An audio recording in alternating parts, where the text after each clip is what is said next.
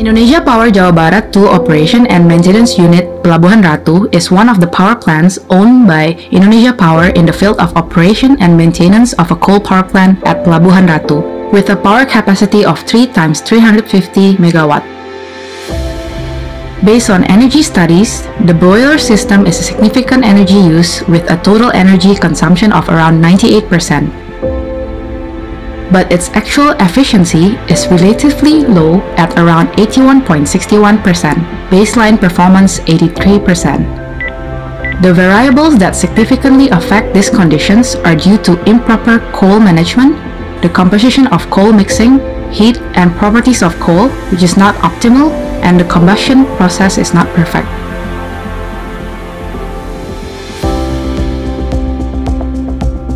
Based on these problems, there is an opportunity to increase boiler energy efficiency through an innovative application called Nemesis, Energy and Operation Management System. Nemesis is a genetic algorithm-based application that automatically determines coal planning, effectiveness in the coal mixing process, and optimization of the combustion process in the boiler. This application has proved successful in reducing coal consumption by increasing energy performance in the boiler by up to 84.24%, or equivalent to a savings of IDR 21,217 million, and a reduction in basic supply cost of IDR 1.16 per kilowatt hour. In addition, it also contributes to providing affordable electricity costs for the community and reducing greenhouse gas emissions by combusting the boiler completely. Based on the results of an early 2017 energy study, it shows that coal, electricity, and high-speed diesel are the types of energy used to generate electricity at PLTU Pelabuhan Ratu with intensities and prices such as: coal is the largest energy consumed by a boiler, which consumes 98% of the total energy. Therefore, a boiler is a significant energy use for the production of processed electricity. Nemesis starts from updating the database by the coal handling operator on a predetermined menu that is specifically formatted as shown in the process of moving coal from the coal yard or barge to the boiler, carried out by the coal handling operator about 4 times per day, while Nemesis will automatically determine the value heat suitable for boiler operation on that day based on data on the previous day's power plant efficiencies. After determining the calorific value, a recommendation output will be given in the form of percentage of the composition of coal blending with the Nemesis determination process, and will also provide a detailed output of boiler operation recommendation that will be executed by the operator unit in the form of all significant variable data.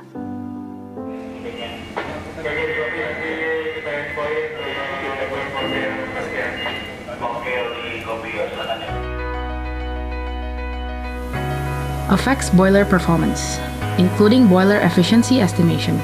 Coal and boiler operation data will be recorded by Nemesis to make a coal procurement plans for the next period, where the output is low rank and medium rank coal, according to the needs per supplier. The Nemesis Energy and Operation Management System application is a web and Android-based application developed using the MATLAB software through the MATLAB optimization toolbox to find the optimal value of an equation based on existing constraints. This feature is very useful for finding the best composition of 2 or more types of coal to be blended based on their chemical elements. Nemesis also uses a genetic algorithm because it has high flexibility to hybrid with other search methods to make it more effective. The main outputs from Nemesis are percentage of coal blending composition, air to combustion full ratio, percentage of damper opening in combustion air, factory outlets, temperature according to coal humidity, tilt burner position, ordering planning and coal management. It also has detailed coal identities, estimated boiler energy performance, and feature notes for communication between coal handling operator unit and engineering.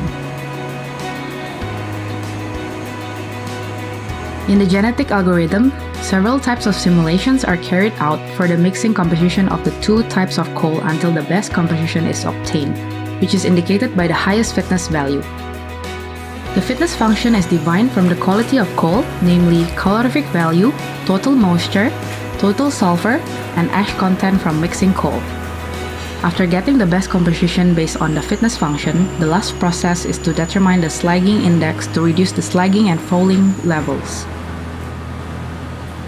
This process is carried out based on data on chemical substances in coal, mixing products such as CaO, MgO, Fe2O3, Na2O, K2O, SiO2, Al2O3, TiO2, and total sulfur and moisture. The targets for potential slagging are low to moderate with top priority.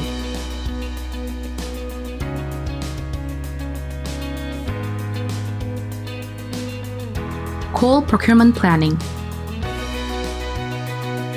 In order for the mixing process and optimization of coal combustion in the boiler to be more accurate and effective, coal stock planning is carried out.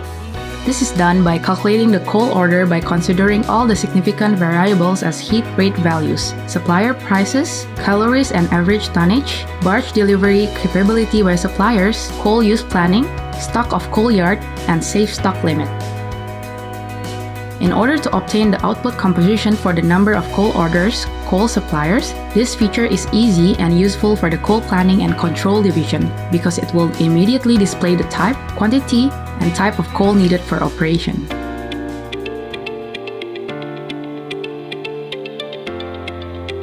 Coal management.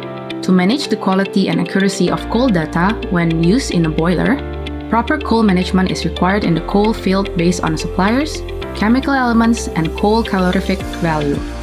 To monitor online, there is a special display related to coal management information from this view, makes it easier for the operator in the loading and unloading process, where the location of each coal supplier and its calorific value is displayed. This application is also equipped with an indicator of how long it took the coal to be deposited in the coal field. The green color shows the coal has been in the coal yard for less than 10 days. The yellow color shows the age of the coal between 10 to 20 days. While the red color shows the coal has been in the coal yard for more than 20 days and it requires immediate demolition. To test the effectiveness of implementing the Nemesis application, especially for combustion optimization, a simulation using computational fluid dynamics has been validated by PT LAPI ITB Bandung Psychology Institute as shown in figure 2.7 below. This simulation is a series of combustion tests in the previous discussion which aims to see the temperature distribution of the fire, the position of the fireball, and the distribution of heat in the furnace to ensure ideal combustion in the heating room. The simulation does not only use one type of operating data, but simulations will be carried out for each new supplier.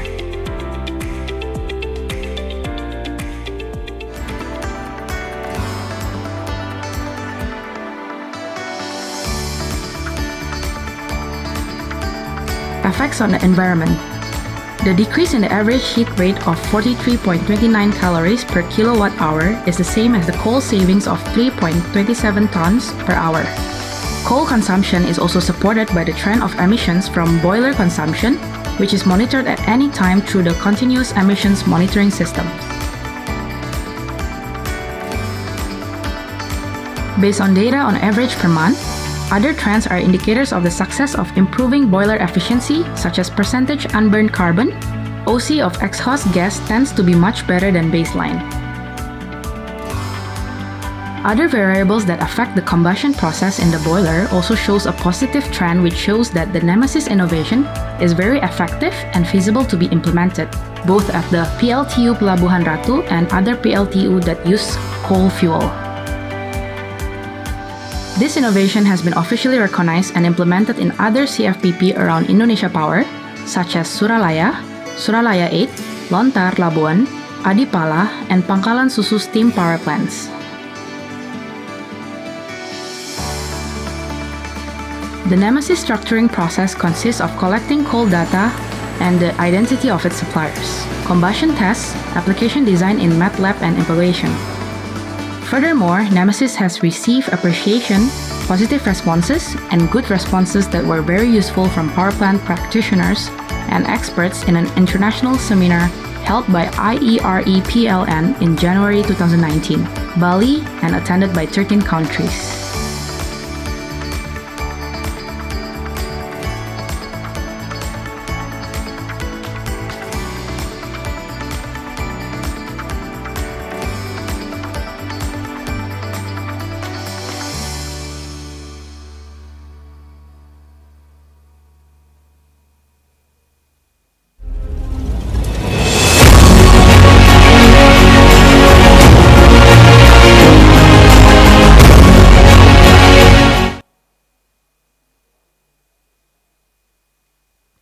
Assalamualaikum warahmatullahi wabarakatuh. Shalom, Om Swastiastu, Namo Buddhaya, Salam Kebajikan. Good afternoon from Indonesia.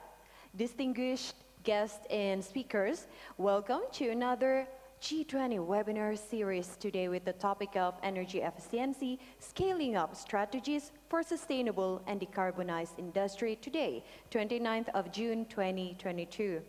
And this event is hosted by the Ministry of Energy and Mineral Resources of Indonesia together with the UNIDO and IEA. Even though this event is hosted online, but it's really great to meet all of you here, and I would like to greet all of you here, especially His Excellency Mr. Yudo Dwinanda Priyadi, the Chair of the G20 Energy Transition Working Group Indonesia 2022. I would like also to greet Mr. Prahoro Nur Cahyo, the co-chair of the Energy Transition Working Group of Indonesia, G20 Indonesia 2022, and also Mr. Dadan Kusdiana, the Director General of New Renewable Energy and Energy Conservation, Ministry of Energy and Mineral Resources of Indonesia, Mr. Nicola Bazzani, the Chair of the G20 Energy Transition Working Group Italy 2021, and also Mr. Tarek M. the Director, Department of Energy, UNIDO. And I would like also to greet all of you here, everyone, our distinguished guests and speakers. Ladies and gentlemen, energy efficiency is the first fuel and can create many opportunities and multiple benefits such as cost savings, reduced GHG emissions, cleaner air, economic growth, and green jobs, amongst others.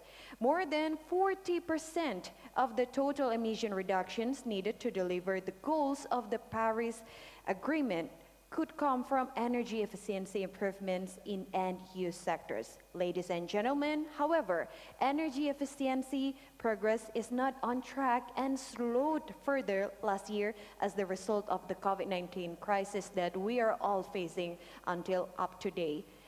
And raising the challenge of reaching international energy and climate goals and making stronger government action critical. Therefore, ladies and gentlemen, urgent measures needs to be taken across end-use sectors, production value chains, and finally, move energy efficiency strategies to actions. That's a little background of today's event, and I would like to inform you that today's event have two sessions. In the first panel, we will highlight how energy efficiency helps to tackle today's global challenges such as the growing demand, energy security, etc., and what are the barriers that must be addressed to increase energy efficiency improvements and unlock financing. And then in the second panel, we will be dedicated to solutions and successful strategies, the role of Industry 4.0, innovative financing for energy efficiency investment, successful policies and incentive schemes that raise ambition on energy efficiency and attract investment. Panelists will then draw upon existing tools and best practice models to facilitate the discussion. Distinguished guests and speakers, before that, let's listen to the welcome address that will be delivered by Mr. Tarek M. Taira, the Director, Department of Energy, UNIDO. But before that, let's first listen to welcome remarks that will be delivered by Mr. Yudo Dwinanda Priyadi, the Chair of the G20 Energy Transition Working Group Indonesia 2022. The floor is yours, Mr.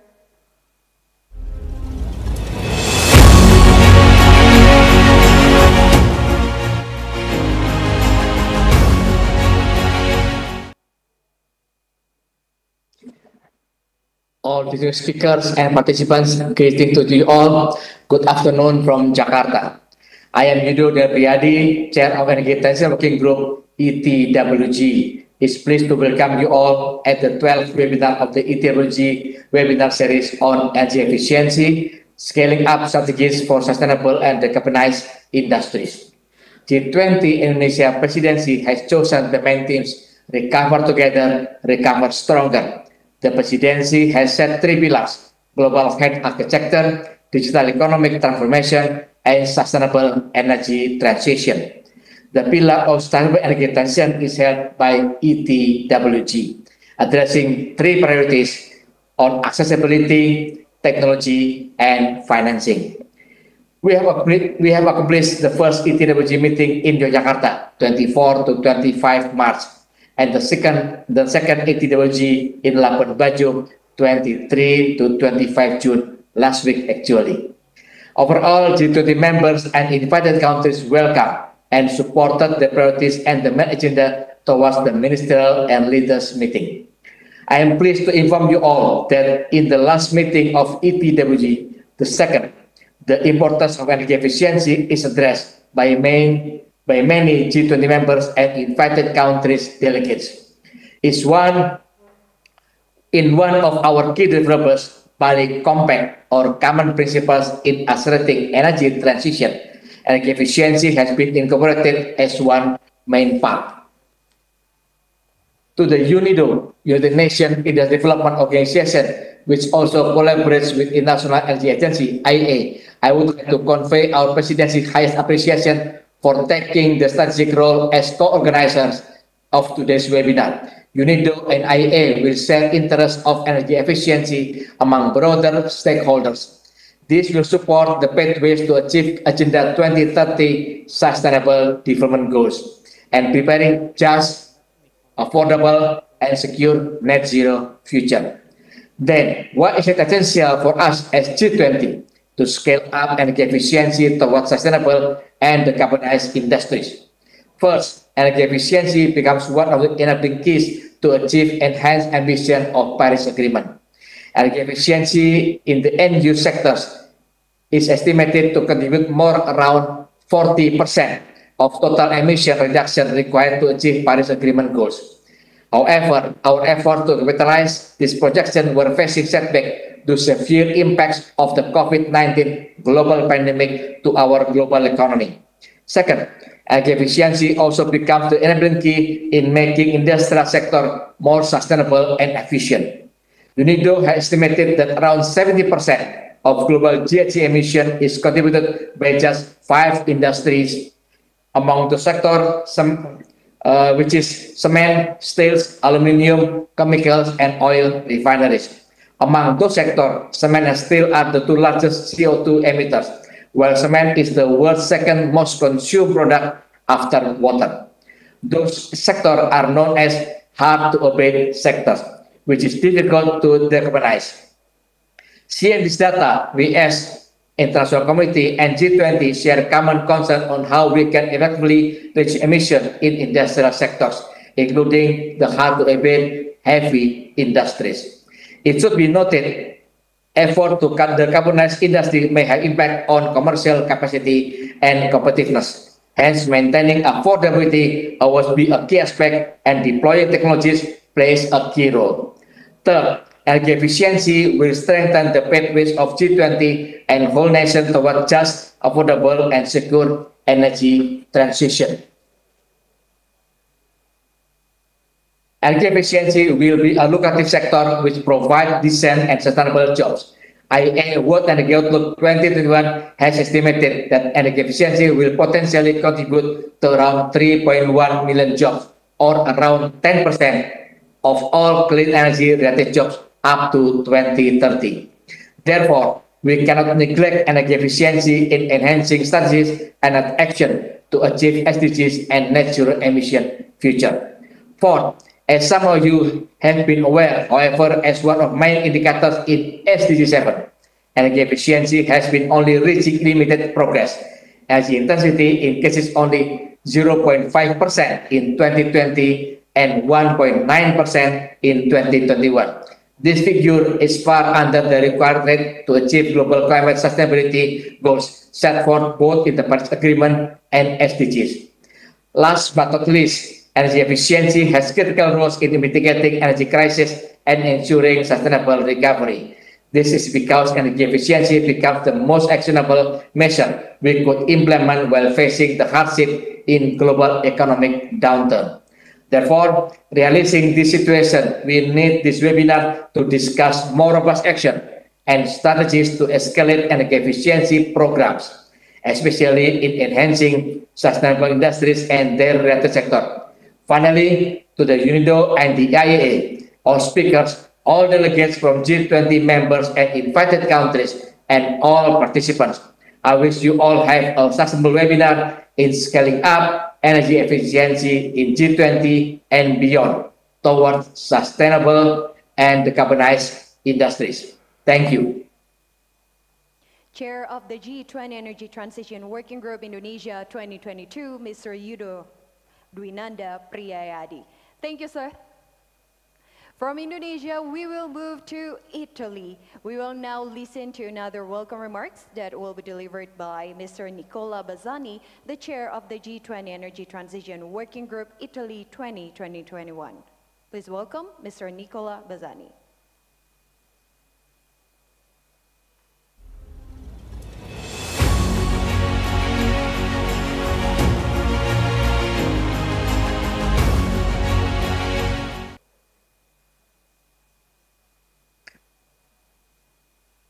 Dear speakers, it's a pleasure introducing this G20 side event under the Indonesian presidency.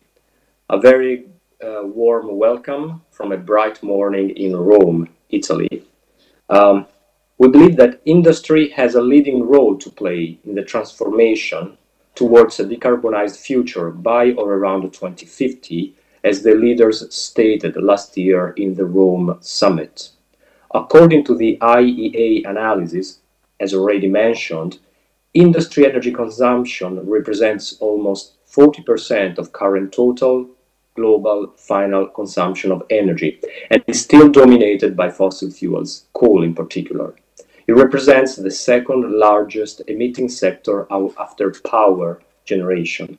So, improving energy efficiency in industry, together with implementing the most innovative clean technologies, such as green hydrogen, represents a key strategy to reduce GHG in the industrial sectors. To this end, according to the principle efficiency as first fuel, Italy set ambitious targets on the reduction of consumption by over 1.3 mTOE by 2030. In order to reach this goal, Italy will continue to implement various measures and support schemes ranging from tax leverage, white certificates, the National Fund for Efficiency, and a particular attention is devoted to heat recovery and the digital innovation development in the industrial sector. Moreover, our National Recovery and Resilience Plan contemplates call for project proposals for the introduction of the green hydrogen used in hard-to-abate industries, including steel industries. At the international level, Italy is participating in several key initiatives towards a net zero future in the industrial sector. We have an active role in mission innovation, power, and green hydrogen missions, in the Clean Energy Ministerial hydrogen activities, as well as we joined the IEA Hydrogen TCP and the IRENA Green Hydrogen Collaborative Platform. In 2022, Italy fully supported the implementation of the G7 Industrial Decarbonized Agenda, which aims to decarbonize industrial sector in order to keep 1.5 degrees Celsius within reach. And within the G7 Industrial Decarbonization Agenda, the G7 membership agreed to establish an aligned definition of near zero steel and cement production and to develop a policy toolbox for industrial transition.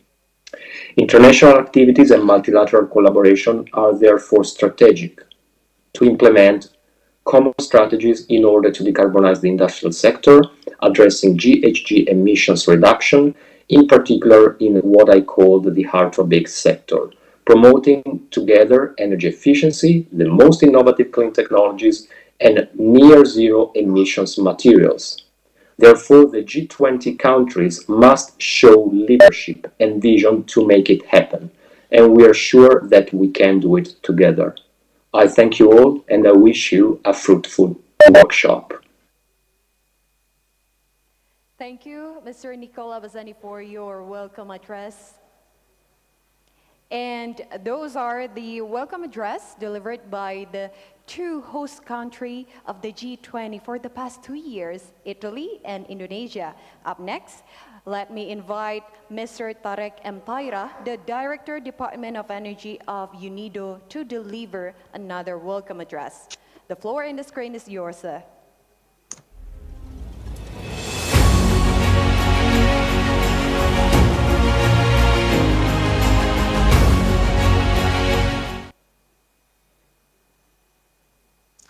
Thank you, Monica, distinguished participant, ladies and gentlemen, good day and warm welcome. And let me also start by thanking Mr. Pak Yudo Pripadi, the chair of the G20 Energy Transition Working Group Indonesia, and acknowledge also Mr.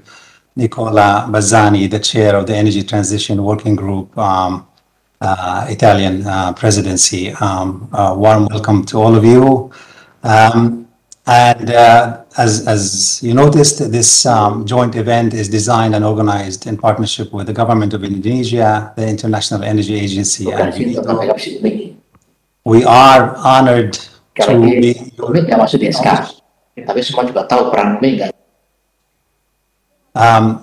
to be your knowledge partner and wish the Indonesian G20 presidency all the success.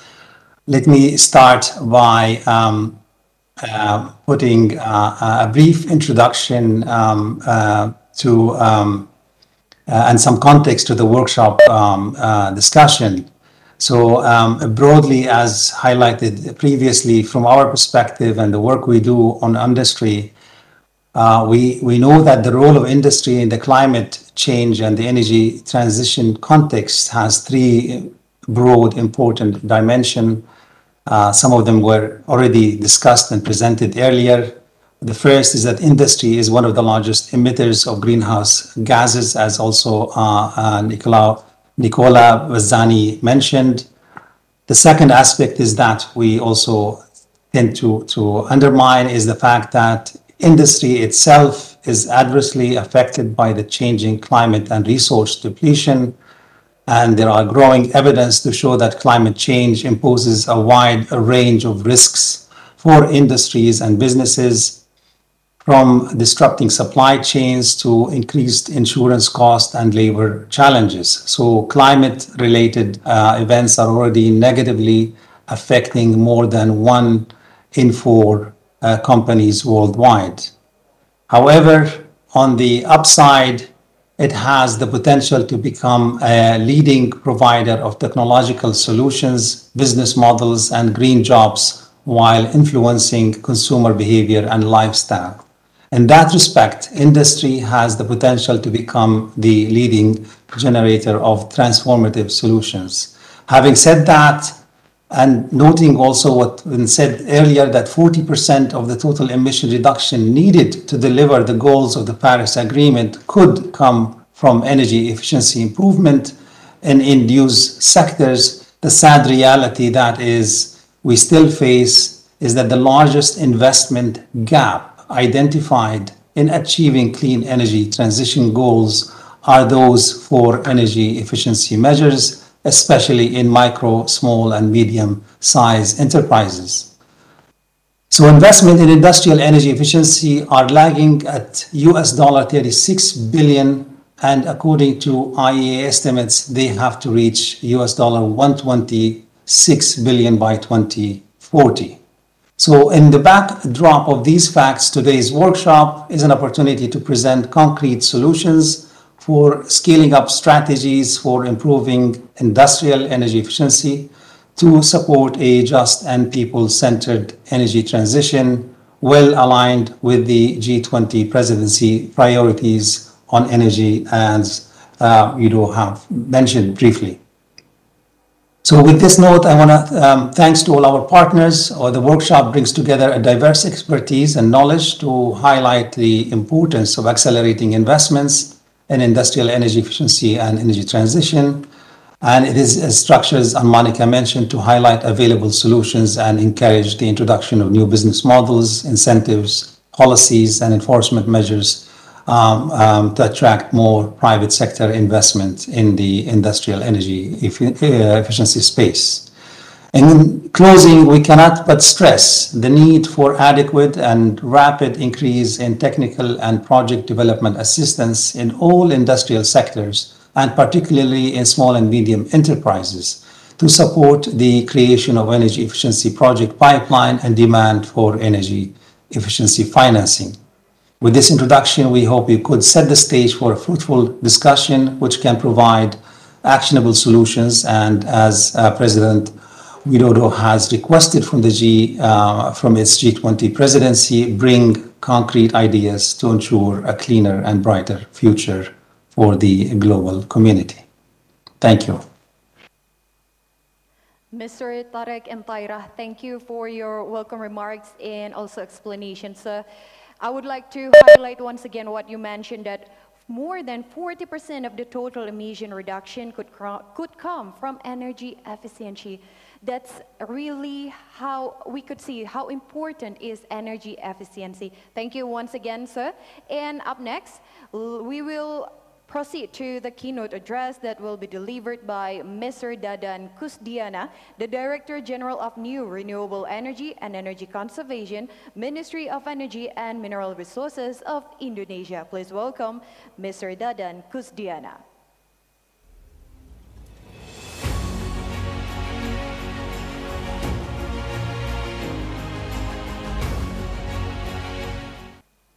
Good afternoon and greeting to all of you.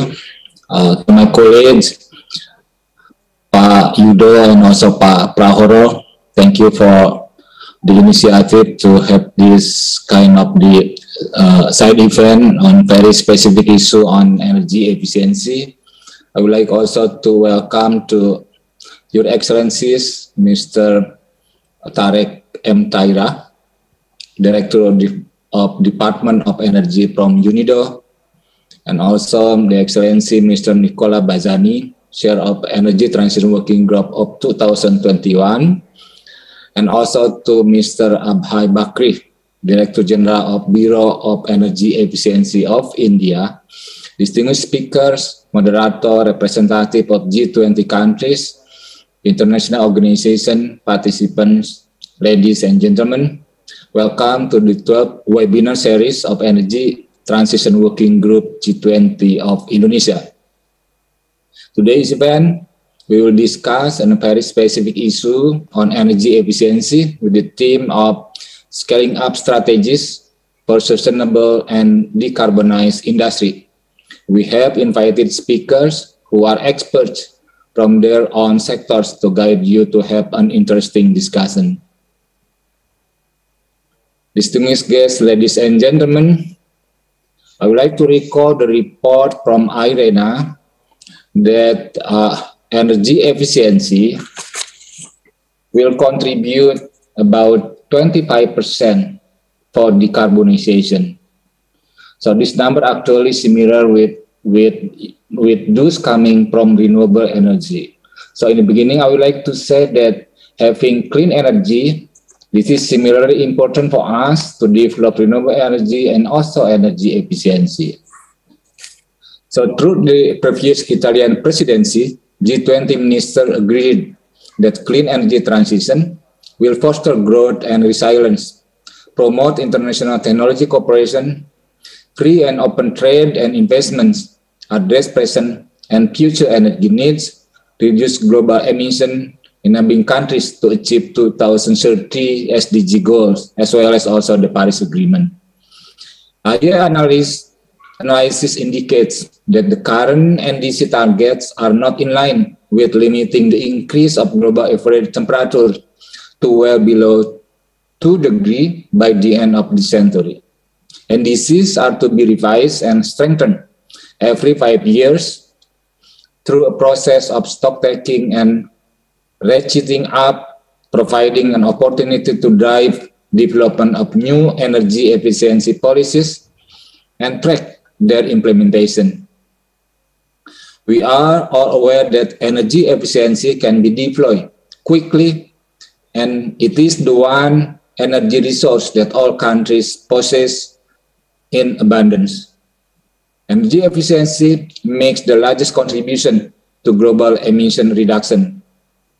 And is driven by substantial efficiency gains in all end-use sectors through, for example, fuel economy standards in the transport sector, highly efficient technologies to provide heat and steam in industry, and a wide range of actions across the building sectors.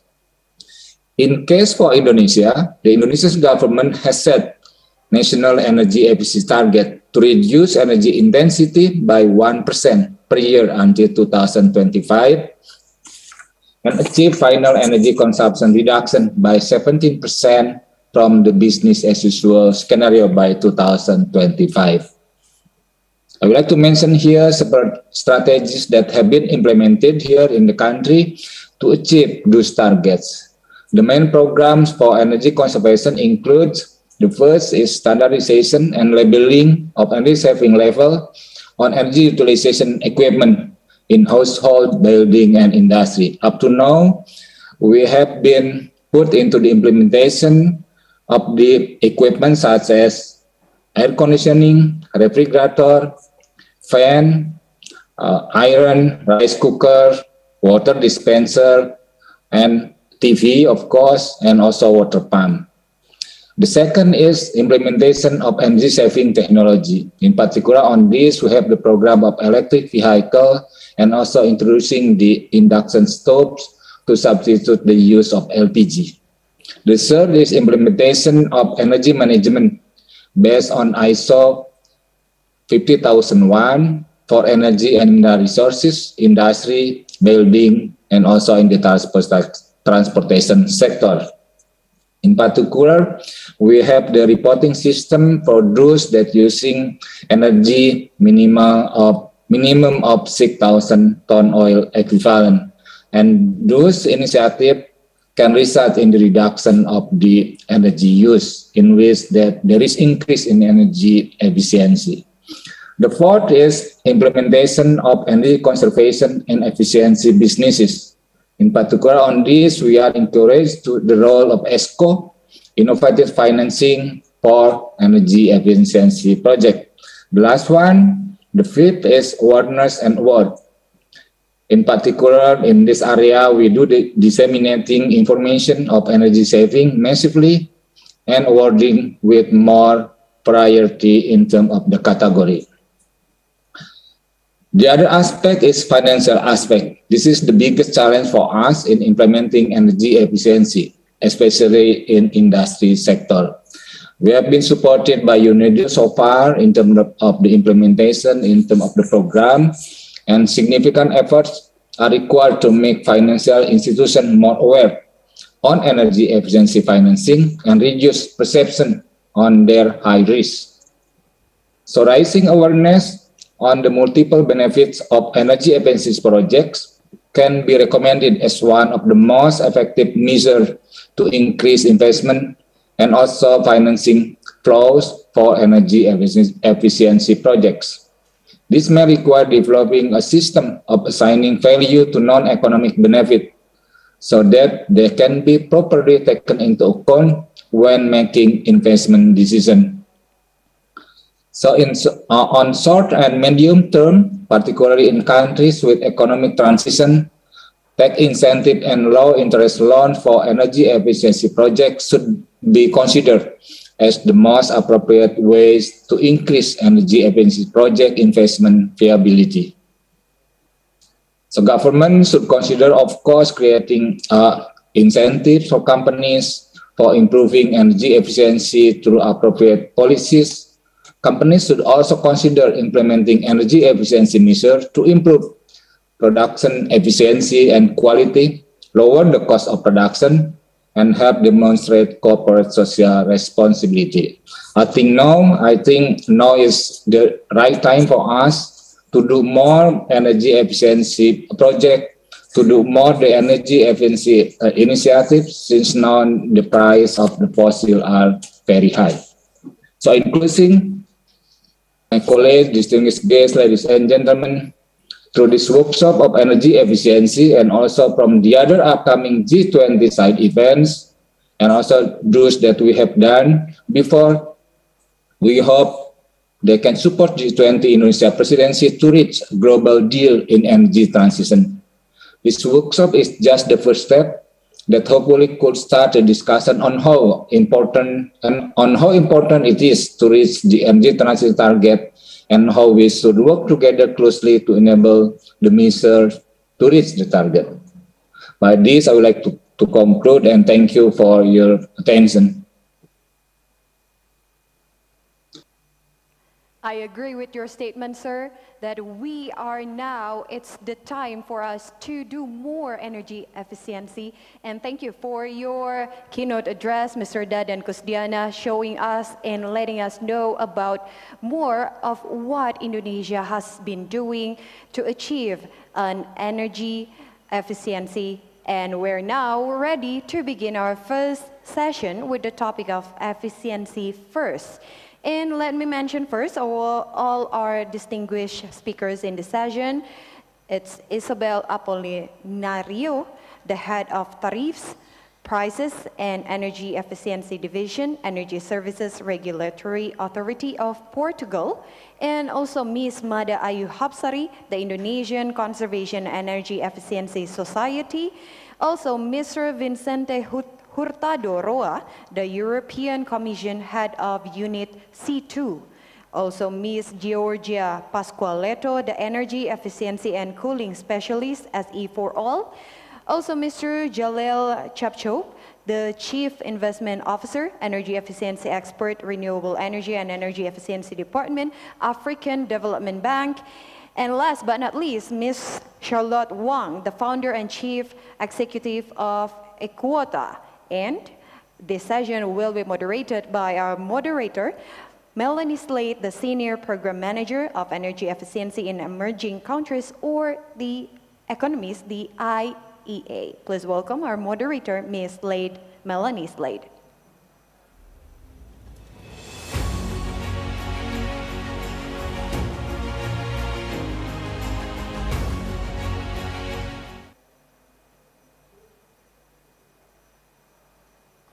From Paris, and good afternoon to friends and colleagues in Asia.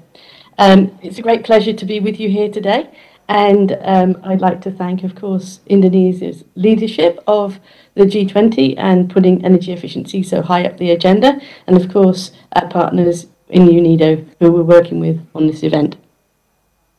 So I'm going to start this session with a quick scene setter, just a few slides to lay out the problem. A lot of this has been said already, but just a few to demonstrate where we are at the moment and what we're trying to address. And then we're going to go to our very diverse panel of speakers, of course, who've already been introduced to you. So if I could have the first slide, please, and the second slide. Thank you. So what I wanted to demonstrate here is that, sadly, 2021 saw the largest ever increase in global carbon dioxide emissions.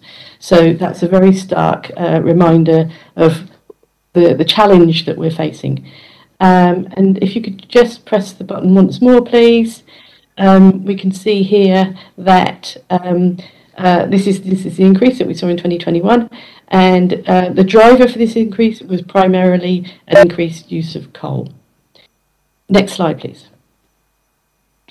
This is laying out the IEA's pathway to net zero. Now, many governments, many organisations around the world are talking about net zero aspirations, and there are many pathways there. This is the IEA's version. And what I was wanting to show you here is the green bar on this chart, which is what we're laying out as a set of milestones for industry. So this overall net zero pathway has about 400 milestones, and 40 of those are related to energy efficiency. And there's some really key ones here on industry in particular. So what we're saying is that we need to do all the things we know about here and now, the things that have already proven or already cost effective. We need to do them urgently. And of course, as has been said in the introductions, we're also needing to demonstrate innovative technologies for those hard to abate sectors, in particular, as was introduced, steel and cement. Next slide, please. The good news is if we do put energy efficiency first, if we do all of those things that we know we can do today, the global economy could grow by 40% by 2030, and we'll be using less energy than today. But if we don't take those opportunities presented by energy efficiency, then energy demand could be 30% higher by 2030, putting the net zero ambitions really out of reach and very much less affordable, of course. So this is the issue as we see it.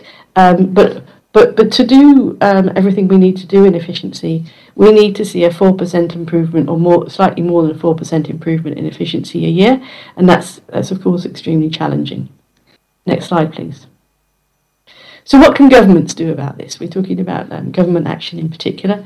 Policies work best in packages rather than as individual measures, and what we have been working on recently is a plan of action that was published at our 7th annual Energy Efficiency Conference earlier this month that was held in Sunderberg in Denmark, and has become known as the Sunderberg Plan of Action. So this gives us 10 strategic principles for governments for working on energy efficiency, and then in terms of each sector, a package of policies that combines those instruments available to governments, that toolkit of regulation, information and incentives. And so I won't go into these in any more detail, just to say that these will be covered in many of the presentations. But also to say that we were delighted and honoured to have Minister Tasrif with us at the conference, and that this plan of action was supported by 27 governments who were there with us, and of course many of those from the G20. So I will stop there now and start the panel conversation, but I just wanted to take that opportunity for a bit of context setting. And we're going to start our panel with an introduction from Isabel Apollinario, who is going to talk to us a bit about the central role that regulators, this is utility regulators in general, play in energy efficiency. And there's an important key here in finding the right balance, as we know and as many governments struggle with, the right balance between ambition and affordability. So Isabel, the floor is yours.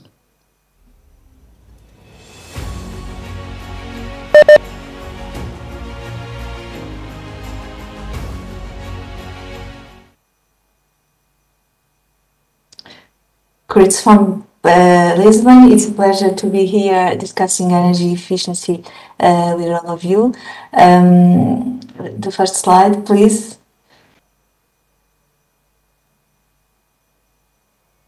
The second, yes.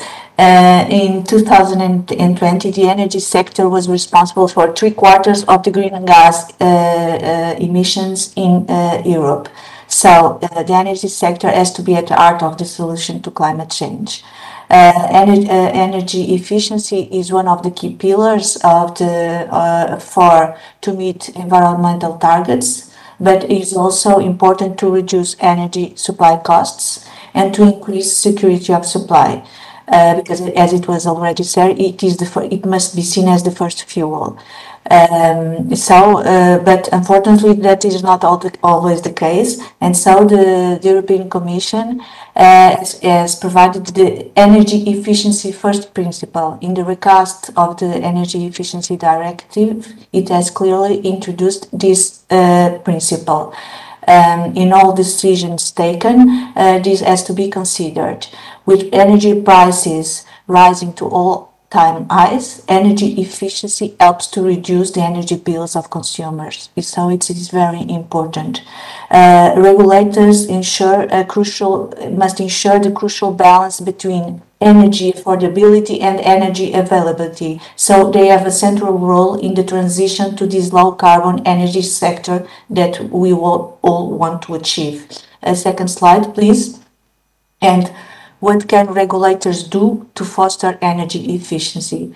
First, all the regulatory incentives must be aligned with this objective and with the energy efficiency first principle. So when setting, for instance, the tariffs, the regulated network tariffs, they must provide the incentives to innovative energy services provided by the market, also to innovative end-user tariffs provided by market suppliers, such as dynamic pricing, to induce demand response. This is one of the main priorities.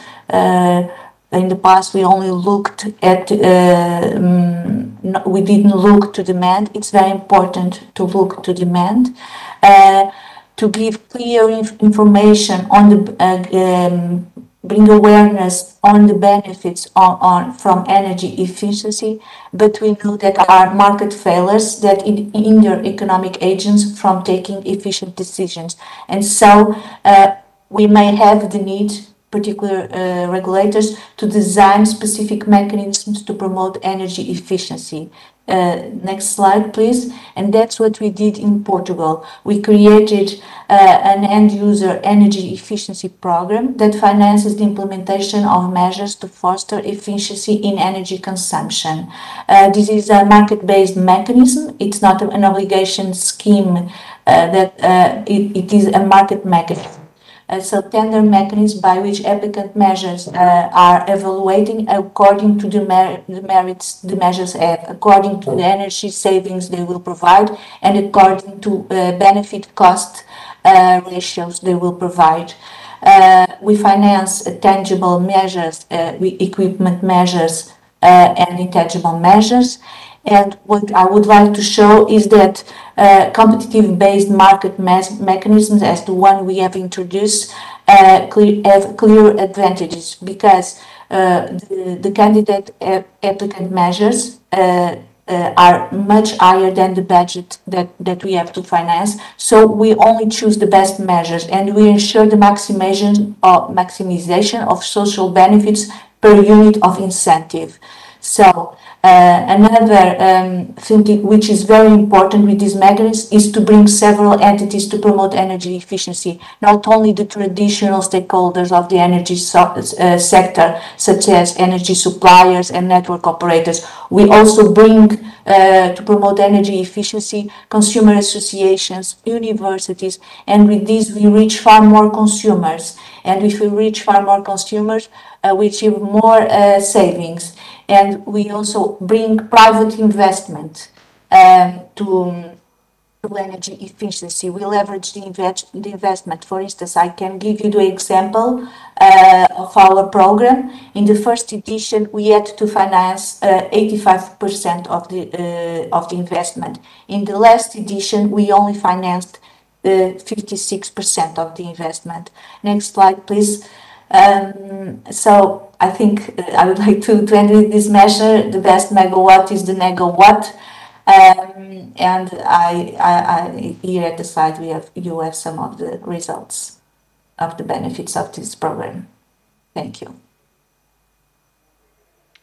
Many thanks, Isabel, for that really important context, and great to hear about a market mechanism which is, of course, going to be of extreme interest to many different governments. We'll come back with some questions a bit later on if we have time. So we'd like to go now to a good friend, to Mada. Mada is running an energy efficiency services company in Indonesia, and is a very successful Indonesian businesswoman. And we'd like to hear from you, Mada, about your experiences on selling energy efficiency as a commercial service. So the floor is yours. Okay. Thank you, Mel. Good morning and good afternoon, ladies and gentlemen.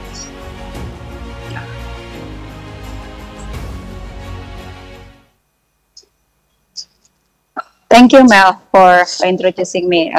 Good morning and good afternoon, ladies and gentlemen. I'd like to share my experience through all these 8 years of my running the company for doing an ESCO.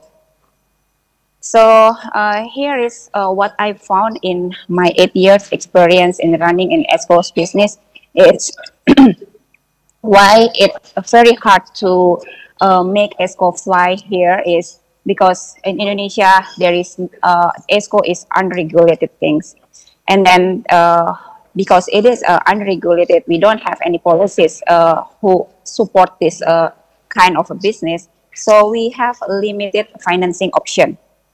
Not a lot of financial institution wants to invest on this kind of project because there's unregulated, and also they call it like the scale is too small, because they want to invest something in like a very high or big scale of project.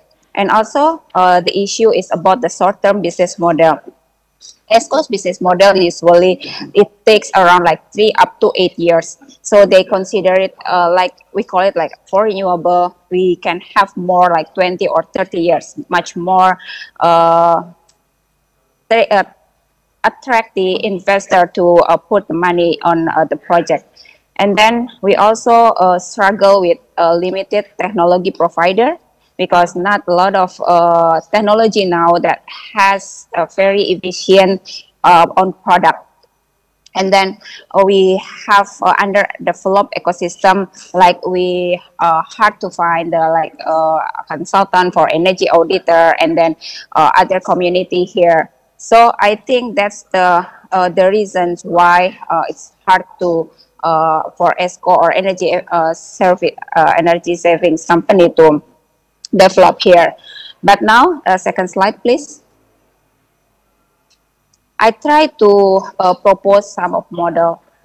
It's already been implemented in South America, and it's very successful there. So I want to bring that kind of model here in Indonesia using the energy saving insurance, which can protect the client, the investor, to have the solid of a model business for the energy services company.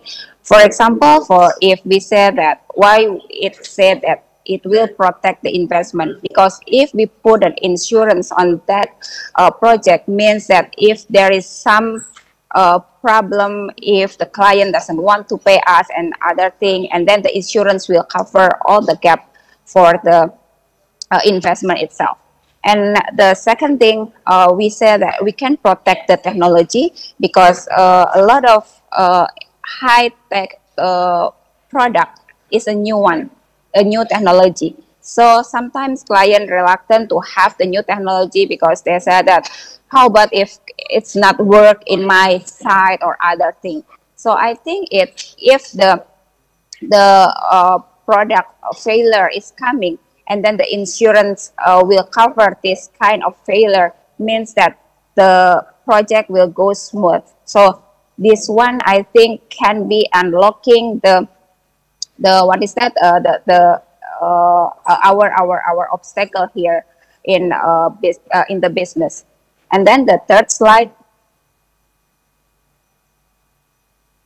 what we are currently do now is we are collaborating with the regulators. So we are trying to make a policies that support this project, so that can investor or technology can very support to this project. And then second, we try to collaboration with Kadin. Kadin is Indonesia Chambers of Commerce. We are engaged with them in their Net Zero Hub program, which is in that Net Zero Hub, energy efficiency is one of their program. And then we also set up a marketplace for the ESCO platform, because we believe that actually if this scheme can be implemented in Indonesia and being successful, means that we can invite other party to join with this kind of program, like for the technology, the investor, the insurance company, and then the community and other things. So now we are trying to set up this marketplace. And then we also create the capacity and community buildings. We want to make the awareness of to people here, to create a community. We want to create a green job. So we are now already in term of engagement with 5 universities to talk with them, to try to engage this program for their college. And then we also do the implementation on our project in Bali, which is in the side event and for the G20 itself.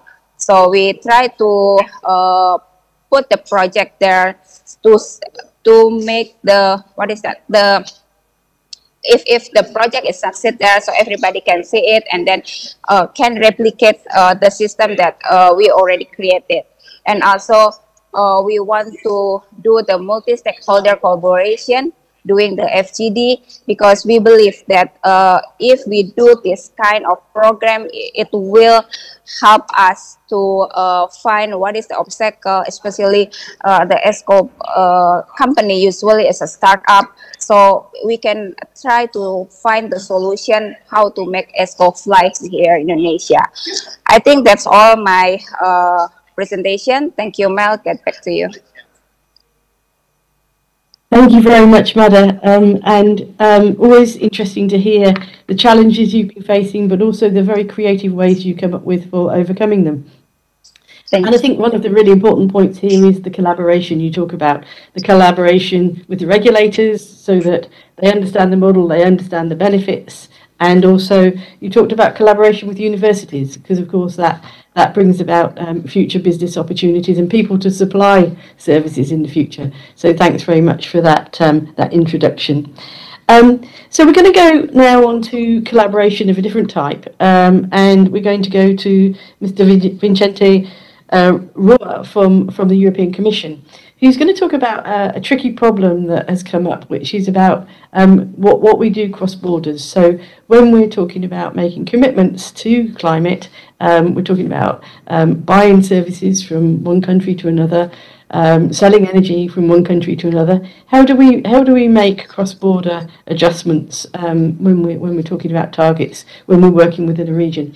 And one of the things that might be interesting about this is of course going on in Europe, but there are other economic regions like ASEAN that's of course really important to Indonesia, where these sorts of issues will come up, and so this experience might be useful. So I'd like to hand over now to Vicente. And everyone from Brussels, and thank you, Melanie, for the invitation. And giving the opportunity to the European Commission to participate in this panel, and in particular to present the impact of future carbon border adjustment mechanism on energy efficiency. I agree with what has been said so far, that energy efficiency is an important pillar in the decarbonization. We here in the Commission also share the same views, and that's why, as part of our new ambition to fight against climate change, energy efficiency is an important pillar. I will try to share my slides. Perfect. Thank you very much. So on the next slide, as I said before, the European Green Deal is the comprehensive package or aspiration of the European Commission for the European Union to become carbon neutral by 2050. But in order to get there, it's clear that we have to start already now, and there is already a milestone in 2030 where we want to reach already a reduction in carbon emissions of around 50% at least. The European Parliament is more ambitious, wants to go further, but of course, as you know, there has to be some discussion also with member states in order to get there. I'm happy to say that there was an agreement yesterday in the Council, well, actually this morning at 3 o'clock in the morning, on the revision of the main pillar of the European Green Deal and the fight against climate change, which is the emission trading system in the European Union. And now the discussions between the three institutions will be launched very soon. On the next slide, I was referring to this. The Commission adopted last 14th of July a comprehensive package of 14 initiatives. This is what we call the Fit for 55, in reference to the reduction objective, or the objective with emission reduction of 55% by 2030. And part of this package is, of course, a review of the Energy Efficiency Directive, but of course also the review of the EU emission trading system. If we want to get there, we will, of course, have to increase also the ambition with respect to these policies. But what is important to signal, and this is what I wanted to explain to you today, is that we also propose a new element in the picture to complement the emission trading system, which is the carbon border adjustment mechanism, which will have, of course, an impact on the imports of goods from third countries to the European Union. And we also will amend, and I'm also responsible of that, the taxation of energy. And all that, of course, will have an impact or will have a strong element of motivation and engagement with energy efficiency, because that will also help to give the right price signal and the signal to decarbonize and to make energy efficiencies. On the next slide, very quickly.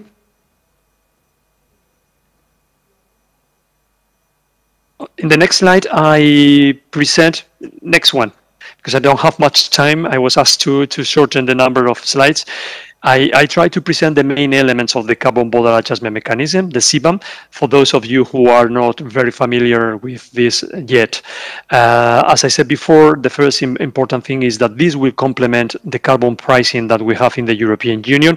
The main objective is to ensure that goods which are put on sale in the European Union also abide or apply the same rules when it comes to the fight against climate change. And therefore, we want to make sure that all goods, whether produced in the European Union or whether importing from third countries, will also pay the same carbon price. So we will take into account, of course, and will complement the EU emission trading system. So we will take into account the emissions embedded in the production of the goods imported into the EU, but we will also take into account, of course, the carbon price paid in a third country. So if a country like, for example, Indonesia, or another country has already paid a similar or another carbon price, it could be an ETS, but it could be also a carbon tax, of course, that will be deducted as well. The idea, again, and let me underline that, is that we apply the same rules to the goods produced in the EU as the goods produced in third countries. Of course, all this will have to be done in respect of all our international engagement, and in particular, WTO rules and the GATT rules.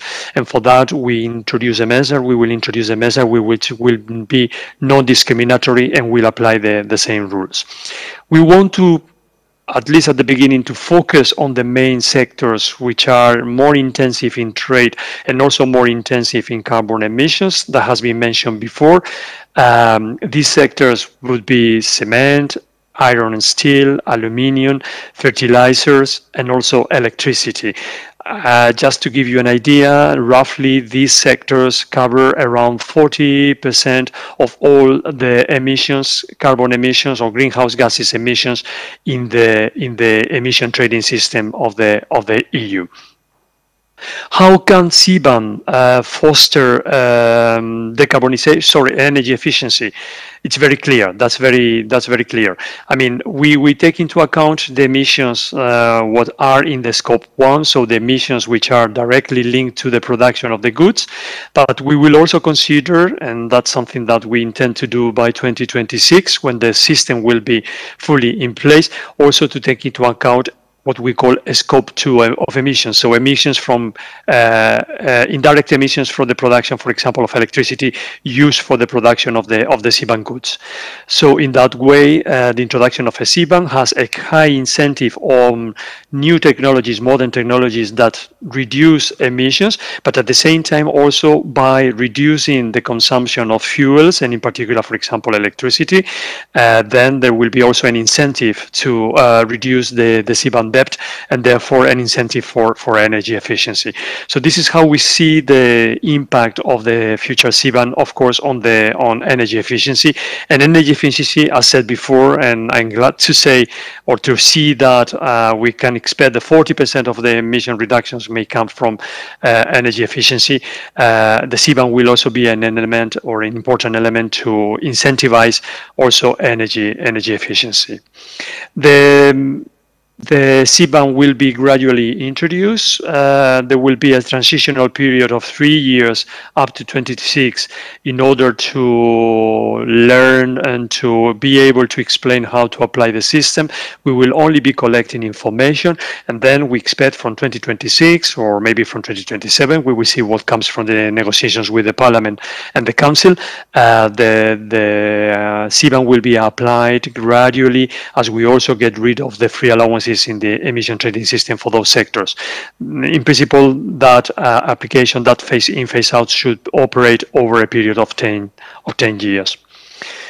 And sorry for rushing with the CBAM, but I think it was important that you have an overall picture of how CBAM will work in the future, and also how CBAM will contribute to energy efficiency. Thank you very much, and I will be happy to take your questions afterwards. Thank you. Thank you very much, Vicente, and sorry to have to rush you. It's a worthy presentation, and of course a great deal of global interest. I mean, of course, to everybody else from outside Europe, you know, we're talking about a major trading partner here, a society of 460 million people, something like that. You know, so very important to countries like Indonesia and other G20 partners as trading partners. So it's going to affect everybody, but also be something that they might want to emulate too. So we're now going to go on to another version of an international collaboration. We're going to go to Sustainable Energy for All, where Georgia is going to talk to us about mission efficiency in particular. So thank you, Georgia. The floor is yours.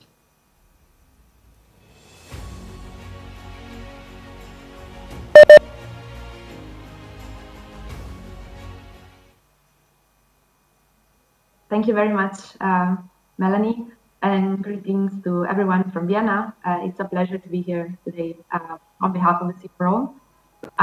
If we could share the slide deck, please. Thank you very much. And the next slide, thank you. So we heard it a lot already this morning. I will not repeat it too much. Energy efficiency is perhaps the most significant solution to align our end-use sectors to the Paris Agreement and to the transition to net zero by 2030.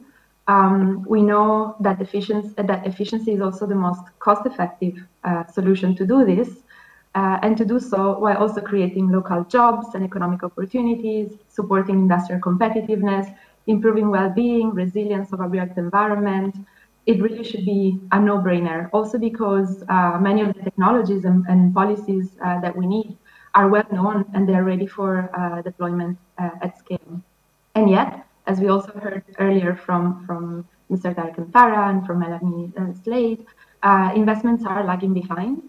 And the most recent data from the International Energy Agency shows that annual investments would need to increase almost 4 times in 2026-2030 if we are to achieve net zero. And this means that there are enormous investment opportunities that remain untapped across sectors, including industries and especially SMEs, but really all sectors, and also across regions, especially in developing economies. Many organizations, governments and cities worldwide are taking action.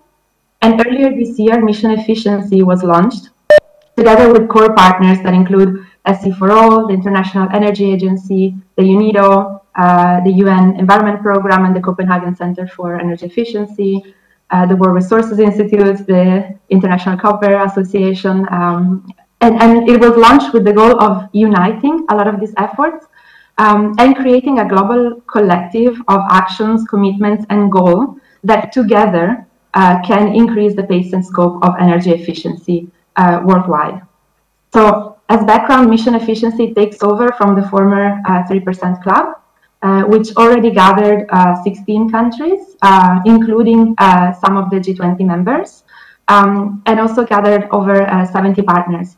But Mission Efficiency takes this ecosystem a step forward, let's say, as it is set up to accelerate efficiency at 3 different levels. So as you see here, first, Mission Efficiency seeks to elevate energy efficiency. Often, it is still overshadowed by other clean energy solutions, and it does not receive the investments and policy prioritization that is optimal. And so the goal is to bring it to the core of policy agendas of governments, but also among the priorities of organizations, businesses, and individuals, because everyone is a decision maker when it comes to energy efficiency. Second, it seeks to drive progress by supporting energy efficiency. So mobilizing solutions and technical assistance, including capacity building, coming from a large network of partners that are already working on many solutions across sectors. And that include, for example, the Sustainable Energy for All energy efficiency accelerators that are well established, and the existing energy efficiency hubs. And finally, last but not least, certainly, the last step is to align financing instruments and align funding to deliver on this project. So next slide, please. Yeah, so what I would like to bring is a couple of examples of what we can do, what you can do to strengthen the mission of energy efficiency. And the first is to elevate. So we're calling on all partners to pledge how they can accelerate and how they intend to accelerate energy efficiency to the level needed to achieve our climate and energy goals. And this could be by setting ambitious targets for industrial organizations, for companies, but also for governments, or introducing new policy packages and regulations, also using mechanisms that are well known, or tripling the investments that are being made in energy efficiency, or even buying or selling more efficient products. There is a long list of examples, but they're also just examples. There are so many actions that can be taken, and the first step is to identify them and commit to them. And then next steps, next slides, please. Another sort of call to action is that all of these pledges are tangible. Next slide, please. So then, as I was saying before, they can be linked quickly to available support, and they can be used to channel investments. So, for example, mission efficiency will work to all those that decide to pledge with countries and municipalities, to match them with partners and financial institutions, to generate projects that are investment ready, and to create also an enabling environment that can strengthen the market readiness for efficient investments in different sectors and in different countries. The next goal is to present new commitments and new projects that are ready for implementation and for scale in the run-up to SEM 13 and to COP27, but of course then to continue raising ambition and originating projects moving forward, and I'm happy to expand on some of these elements later on. Thank you. Thank you very much, Georgia, and thanks for that really comprehensive view of the ambitions for mission efficiency. And of course, you know, having a title like mission efficiency, of course, gives us a real motivation and a kind of long-term view. And I particularly like your list of kind of commitments at the end there. I think that's going to be really useful for people for governments to get their heads around about what they would like to commit to and what will work for them, but within the context of this broader collaboration. So thank you so much for that. Now we're going to change continents now and go to the continent which all eyes are on now. So the IEA recently published the Africa Energy Outlook. It's a continent where energy demand is going to grow rapidly and should grow rapidly, you know, in order to provide services that are needed by its vastly growing population. And it's my great pleasure to introduce Jalal from the African Development Bank to give us an introduction on his work in Africa. Thank you, Jalal.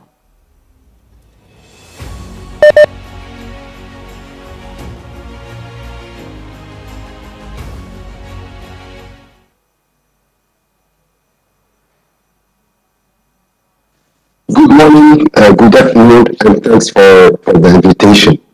And thanks, Melanie, for the introduction. Energy efficiency is a key component in slowing down the demand growth, manage better the energy demand. And at the African Development Bank, we think that involving the private sector in the energy efficiency market, not only on the technical aspect, but also on the financial front, is necessary to have an inventive and sustainable energy efficiency market. But how that this can be done? The answer is also simple. We have to provide solutions that should be born as answers to the barriers and gaps identified in each country and addressing also the targeted sector specificities. This is not no one size fits solution since barriers are evolving with the market evolution and maturity. However, we have to rethink our way to address these barriers and avoid providing fragmented solutions. This is what was provided in Africa for the last decade. We and other stakeholders, we were tackling the standards energy efficiency barriers such as lack of technical capacity for energy auditing, lack of financing mechanisms and incentives for energy efficiency and energy solution provider, market facilitator, and so on. In fact, most of these barriers are interconnected, but also the restrictive procurement, contracting, and financial rules for the government sectors where there is a huge untapped potential for energy savings. In addition, also to the high perceived risk for energy efficiency.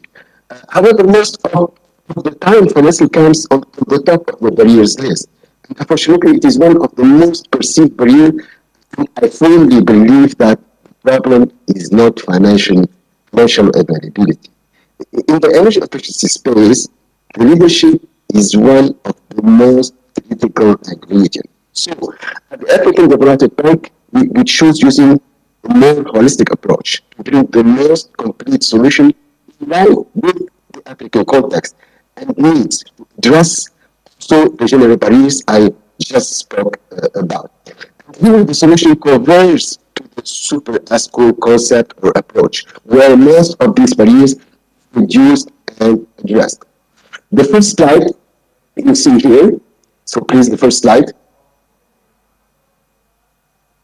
The first slide you see here is summarizing main activities for role that the Super ASCO will play in driving and creating sustainable evolving market. Government buy-in and ownership is essential for developing and establishing an energy efficiency market. The Super ASCO will identify energy efficiency projects in government facility, ensures that implementation of energy efficiency measures will be done by the private sector. And here, key role of the private sector in developing the best energy efficiency project with the best financial schemes where innovation and efficient technologies will be a part of the proposed solution. Also, where the performance of the project is continuously monitored by ensuring that the achieved savings will cover the investment during the defined contractual period. The final objective of the Super ASCO development in Africa is not only reducing public sector energy bills, realizing the management of the innovation from the savings, but our ultimate objective is to create specialized ESCOs that will migrate the energy performance contracting to the private sector, to the building, commercial, industrial. Also create opportunities to put in place more adapted financial mechanism once the demand for the energy efficiency project will increase based also on the market evolution. For example, dedicated ESCO fund or line of credit, guaranteed fund, and so on as indicated in this first slide. Next slide, please. So Super ESCO is quite flexible scheme for a changing and dynamic market. Generally, the Super ESCO, in addition to provide financial for its own project, and provide also the needed technical assistance and support to potential energy services provider to operate as an ESCO, gain some experience in conducting full performance contract project. But most important than the technical assistance and financing is the huge evolving project pipeline with thousands and thousands of projects. Talking about school, hospital, offices, street light, water pumping, wastewater treatment, and so on. Where the private sector will act on the two aspects related to the energy efficiency, implementing new efficient technology, shape human behavior for more responsible and optimal solution. So the flexibility of the Super ESCO and the energy performance contracting is reflected in the different aspects related to the project performance, guaranteed to provide flexibility of the measurement and verification, the financial options, The type of energy performance contracting proposed shared savings, guaranteed savings, or between. So creating initial ESCO market, the super ESCO will lead to the request of more adapted financial mechanism once the services are extended to the commercial and notably to the industrial sector. One of the advantages of the ESCO is their capacity to targeting specific facilities and technologies that provide much better options to roll out simple technologies such as high efficient motors, air conditioning, solar water heating, photovoltaic, and so on. And the capacity also reaching out most of the sector, residential, commercial, especially in industrial. The African development, we are supporting African countries not only on the financial part, through dedicated energy efficiency funds, specific line of credit to local financial institutions and other financial mechanisms based on the needs. But also we are leading the Super ESCO implementation in Africa, and we are proud to put the foundation of the first Super ESCO in the continent through the Société d'Ingénierie Énergétique in Morocco, with the technical assistance provided through Sustainable Energy Fund for Africa, where we are providing support for about 2 years to build the team capacity in operating the Super ESCO in Morocco. We are also supporting Utility, the Kenya Power Lighting Company in Kenya, to establish the first utility-based Super ESCO, where KPLC can extend its services beyond the energy provider role to offer additional services related to energy efficiency to its clients, notably the industrial sector, where the same implementation scheme with the private sector will be maintained. We are also exploring other forms of the super ESCO structure, notably in Senegal, also assessing opportunities for super ESCO implementation in Burkina Faso, Cote d'Ivoire, Rwanda, and equally in South Africa. To conclude, I just want to say that we believe that the super ESCO will support the establishment of the main pillar of the market in Africa. The good news is that the solutions are already here and can be implemented right away. Efficiency is a group effort, and I am confident that together we can make the changes that we want to see in the world. Thank you for your attention. Thank you very much, Jalal, and thank you for introducing what's, I think, a really important model that can change the world. You know, we've seen how successful the Super ESCO approach has been in a country like India, and of course it has many opportunities for replication across the world.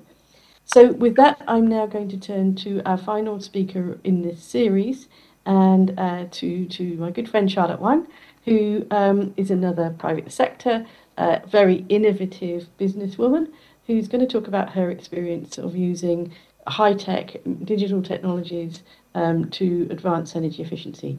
So Charlotte, over to you. Thank you so much. It's a great pleasure.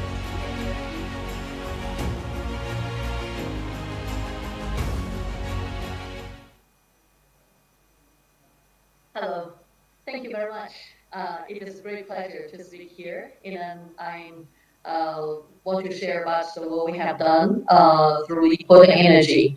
And our mission is to revamp energy system with AI and big data.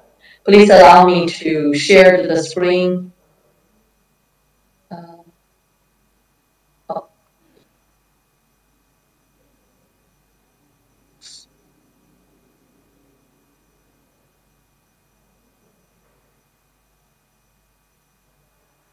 Charlotte, I think the organisers are going to share the presentation for you. Okay. Thank you.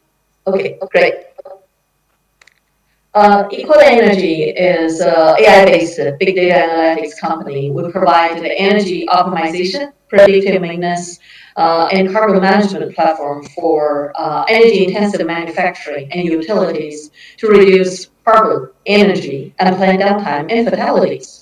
So we're mainly focused on in mainland China, but we have roughly between 10 to 15% overseas around Europe and Mid East. So there are three products what we have. One is our Impact Energy Carbon Management Platform. Our OMI is for our optimization product, and we have a SANI for predictive maintenance product. It's a very interesting name, but we really provide a solid products using energy efficiency modeling and then to directly serve the clients and users to reduce all those areas, the consumption. So we serve mainly public state-owned enterprise and some private sectors. So like world largest steel, chemical, coal-chemical, cement, and utilities. We are impact-driven business, and we have quantitative and qualitative measurement and achievement for carbon management. And then we really, by now, we already reduced over 8 million tons of carbon. That's equivalent for the entire Shanghai, stop all the cars, private and public transportation on the road for 2 months for the population over 26 million people. So this is really a system engineering approach in a data-driven. We serve from energy demand side through the transmission and to the supply side. Next slide, please.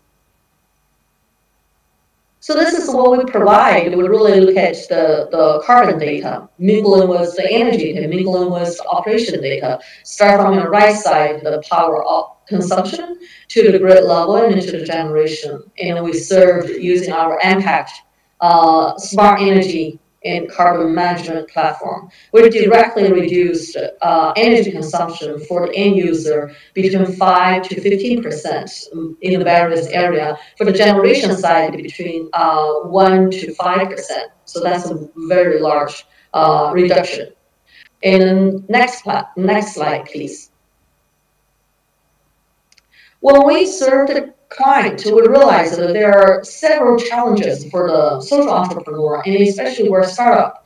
We really believe the technology, right technology, can help company can achieve the carbon neutral, can achieve the energy reduction.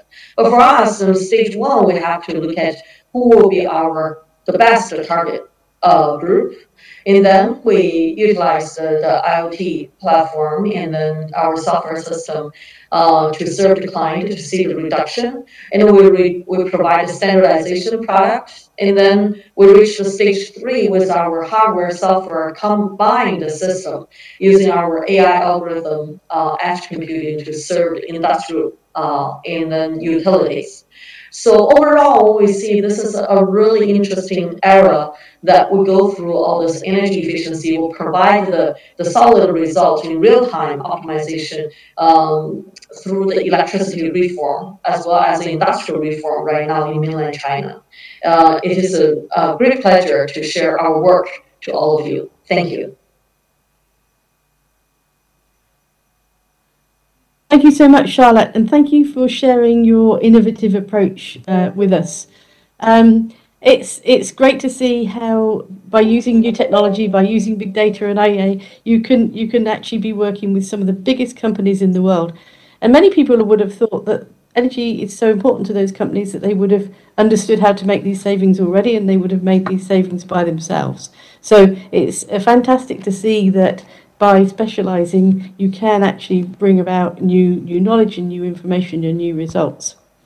I'm afraid we're not going to have time for any questions on this panel, but I would just like to say we've heard from regulators, and we've heard from some international collaborations. We've heard about new business models and financing mechanisms, such as that from AFDB. But we've also heard from, I think, two very interesting private sector players who have created innovative approaches that we hope will be scaled up. We hope that other countries can take up these ideas and other companies within the countries. So the examples that we got from eQuota in particular and Enatech hopefully will be part of that future pathway to an improved energy efficiency. So what we really want to find out here, and what we'll hope to hear more about in the next session, is how governments can create the right environment for those sort of innovative ideas to thrive and to improve energy efficiency at scale. With that, I'll thank everybody, thank all the speakers for their presentations, and hand back to our Master of Ceremonies. Thank you very much. Thank you, Melanie, for moderating the first session. Please give a round of applause to all the speakers and also moderator. Distinguished speakers and also participants, let us now proceed to the second session, discussing about the industrial energy efficiency, how to raise the pace of change. The speakers in the sessions are Mr. Ang Darmawan, the Country Manager of Indonesia Southeast Asia Energy Transition Partnership, Ms. Elina Kamenitzer, the Department Director, Operations Support and Climate, European Investment Bank, Mr. Rasmus Tengfat, the Head of Division, Center of Energy Efficiency, Danish Energy Agency, Mr. Mason Walik, the Managing Director and CEO of Climb Capital, also Ms. Petro Dewet, the Senior Project License Media and Outreach Specialist of UNIDO. Last but not least, Mr. Abhay Bakri, the Director General, Bureau of Energy Efficiency of India. And in this second session, will be moderated by a moderator, of course. This time is Ms. Elina Stefanova, the International Project Coordinator of UNIDO. Please welcome all the speakers and moderator. The floor is yours. Our moderator in the second session, Elina. Good morning from Vienna. My name is Elena Stefanova and I work in the Energy Department of UNIDO and I will be moderating panel 2. Quite happy to be here with all these distinguished panelists today. So the first panel highlighted the role of energy efficiency in tackling today's global challenge, like growing demand, energy security, but also cross-border trade and competitiveness, and what were the barriers that must be addressed in order to increase energy efficiency improvement and unlock financing. And the second panel will be dedicated to solution and successful strategies, as well as it will be diving deeper into the role of the international organizations, regulatories, public authorities, banks, private sector, in providing innovative solutions for energy efficiency, but also successful policies, incentive schemes that would raise the ambition and attract investments. We have a number of seasoned experts today who will draw upon existing tools and let us know more about the best practice models. Our first panelist today for the second panel is Mr. Ang Darmawan, Country Manager for Indonesia from Southeast Asia Energy Transition Partnership. In Indonesia, ETP works with governments and stakeholders to improve the readiness of the country to pursue its goals and to support the transition to a low-carbon energy system by bringing significant technical and financial resources and coordination capacity. So without further delay, I would like to pass to Mr. Darmawan, who is going to tell us more about the best practices from energy efficiency innovation window. Mr. Darmawan, the floor is yours. Thank you.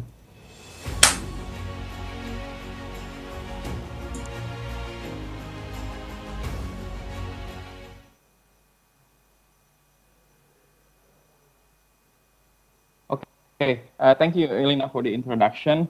Ladies and gentlemen, good morning and good afternoon to all of you. I'm being honored to become one of the speakers in this prominent event, presenting the ETP, the Southeast Energy Asia Transition Partnership. So before I explaining regarding what we have done or what we are trying to do with our program, which is the Energy Efficiency Innovative Window, I would like to inform you what is ETP. Maybe you can go to the next slide, please. Okay, ETP was initiated by President Macron back in 2018, and then we was launched formally in the ASEAN Energy Business Forum around November 2020. Currently, UNOP is our fund manager, and then the funder for this program coming from philanthropies and also from countries.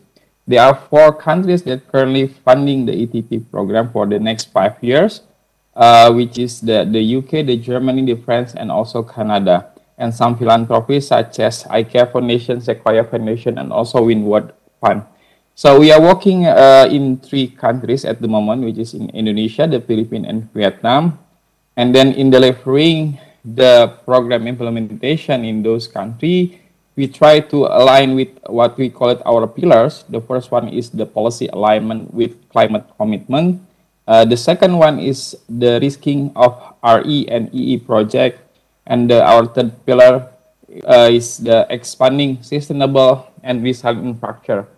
And some under this pillar, we have already some program that already going on with the beneficiary in each country. For example, in the third pillar, which is the expanding sustainable and resilient infrastructure, currently ETP provide the technical assistance grant to PLN to improve or to upgrade their control center in Port Jamali electricity system because the current technology is obsolete and having difficulties to bring more VRE into the system. So we are working with a good consultant helping PLN to design the SCADA system and then to also design the building for the the control center. And the last pillar, for example, that we also now also working with one of the university in Australia to develop the knowledge and capacity building program in delivering the energy transition understanding. So without further ado, on this page, I would like to explain what is the energy efficiency innovative window of one of our prominent program. Please go to the next slide, please. Okay, so no, yes, this one. So before we launch the energy efficiency innovative window, so we hired a consultant to help us to make a kind of diagnostic study to understand what is the impediment, what is the challenges, and also what is the potential of each country in delivering the energy efficiency. So we found that there are several significant barriers to the implementation of energy efficiency in those countries. First is the low energy efficiency market knowledge. There is low demand from energy and use consumer, as has been explained by Ibu Mada in the first session. They're having difficulties to improve the understanding of the consumer, the importance of having or implementing the energy efficiency measure for their business, for example. The second, we also seeing that there is a low energy in efficiency and government facilities. For example, in Indonesia, my home country, we know that maybe some government building and also a good private building or a commercial building will have a good implementation of energy efficiency measure, but this is not happening across the country. So we are seeing that the government maybe can lead or become the example how the energy efficiency can be implemented through the government leadership. The other significant barrier for us when we're conducting this study is there is also low technical capacity to develop the bankable EE project, and also we saw that there is almost non-commercial viable financing for the project for the EE activity in Indonesia. And then also there is a low implementation and financial capacity. I think all of this has been acknowledged by all of the energy efficiency stakeholders, and because this is not only happening in Indonesia but also in other countries, as far as I understand. And then we try to manage how our program through the energy efficiency innovative window can address these barriers and then can improve the government, can convince the government and also the stakeholder to accelerate the energy efficiency project. So we are kind to focus that we want to provide the grant to support the training and certification for e-professional to make the risking finance from the private sector perspective, and then to help the stakeholder to establish a kind of bankable project development. And also the last not but the least, we also encourage the government to provide more regulation framework to help the private sector in delivering energy efficiency. So now the last slide of my presentation, we're talking about who is the grantees of our energy efficiency innovative window. Please, next slide, please. So here are our list of our grant. So we received around 30 proposals coming from the region, but also some country in Europe, in how they provide a kind of innovative approach in delivering the energy efficiency in these three countries. Based on those proposals, we also include some experts to become our evaluator of the proposal in reviewing which proposal that has a potential impact in delivering or accelerating the energy efficiency. And also in the further, we expect there will be also greenhouse gas emission because of the energy efficiency implementation. We are focusing in the three areas that our grant can be used to support the project development and to increase the access to the energy efficiency finance, and also to facilitate the policy implementation of EE. So for example, here are the recipients of our grant. So we have 4 coming from Indonesia, CPI, that provide a kind of energy service insurance mechanism using the Danfoss energy management system. The second one is IEE, that basically provide kind of capacity building and knowledge awareness of energy efficiency for the student in East Java province. And the third one is PTR Nertek, that Ibu Mada in the first session proposed a very interesting proposal, and then she already explained her proposal actually in the first session for us to understand. The fourth one is the Klimarji that work in Philippines and also the EP group. Whereas the last one is actually Southpole. They are kind of providing the technical assistance how to facilitate the readiness of the electric vehicle implementation, focusing on the the two-wheelers and also the charging station. So we expect from this activity, we can help the country in Southeast Asia, especially in Indonesia, can improve the implementation of energy efficiency. For this kind of activity, ETP provide the grant around 2 million, and then half of them goes to the Indonesian entity to deliver the energy efficiency in Indonesia. And now we are seeking more information, more kind of idea coming from the government, also from the stakeholder, how our support can be facilitated the implementation of energy efficiency in the country. So we are very open to hear your suggestion. We are very open to hear what is another area that maybe we can collaborate with the stakeholder, not only Indonesia but also in the Vietnam and the Philippines. I think that's all of our presentation. Thank you. Back to you, Elina. Thank you, Ang, for your comprehensive view. I was really excited to hear that partnership between private sector, government, and civil society actually brings such good results. And I would like to continue with the investments in the energy efficiency sector. This is what our next speaker is going to talk about. And we are all very concerned that those investments are lagging, and we see concerning lack of sufficient pipeline of bankable projects. So to address the limited access to adequate and affordable financing for energy efficiency investments, the European Investment Bank and the European Commission have jointly developed the Private Finance for Energy Efficiency instrument. It operates through private and to some extent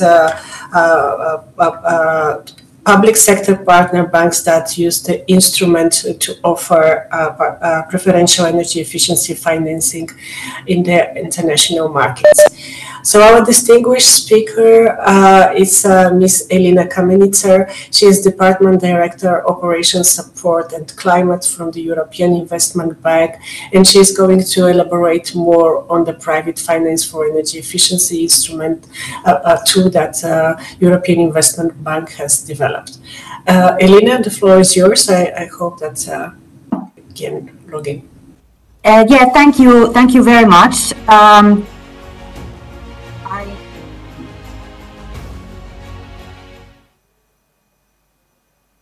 Can you hear me? I do. Hello? We hear you, Elina. Okay. Can you see my screen possibly? We do see your, just hold on a second. The organizers are going to share your presentation, so yeah. Thank you very much. I also can see that I seem to have some issues with my video, but we'll go with the current setup nevertheless. And before jumping into my introduction, I would just want to say that I'm very pleased to participate in this exciting event and contribute to this panel discussion as a representative of the European Investment Bank. And as my opening gambit, if you may, I would like to talk about three things. To set the scene, say a couple of words about the EIB's climate ambition and how we support energy efficiency in that context, and finally, indeed, provide some further detail and as an example of our product development, discuss a bit of the instrument that Juliana just mentioned, PF for EE. As my first point, the EIB has in 2019 decided to become the EU Climate Bank as a response of the worsening climate crisis. And we set in this context ourselves three operational goals: to increase our climate finance up to 50% of our annual lending by 2025. Secondly, to align all our operations with the goals of the Paris Agreement. And finally, to endeavor with our intervention to support investments worth of 1 trillion euros over the critical decade until the 2030. And to support and give direction for our transition to Climate Bank, we draw ourselves a so-called Climate Bank roadmap that does set the policy frame for our transition and for our endeavor to increase our impactfulness in support of the green investment. But also this Climate Bank roadmap does provide us the guide rails for business development. And the business development endeavor centers around the key objectives of the European Green Deal. And energy efficiency is nevertheless one of the cross-cutting focus areas that reaches different sectors and industries. And the bank adhering to energy efficiency first principle when we appraise our projects and make our financing decisions. It is, I think, also important to note here that while we are aiming to increase our support to energy efficiency investments across the sectors, including industries and in the SME space in particular, we do have a solid foundation to build on. Our energy efficiency lending has steadily increased over the past period. And in 2020, 2021 combined, our support to energy efficiency reached around 10.5 billion euros in Europe and globally. And one has to say that while we are increasing our own efforts in the energy efficiency space, the policy context in Europe is currently supportive to this endeavor.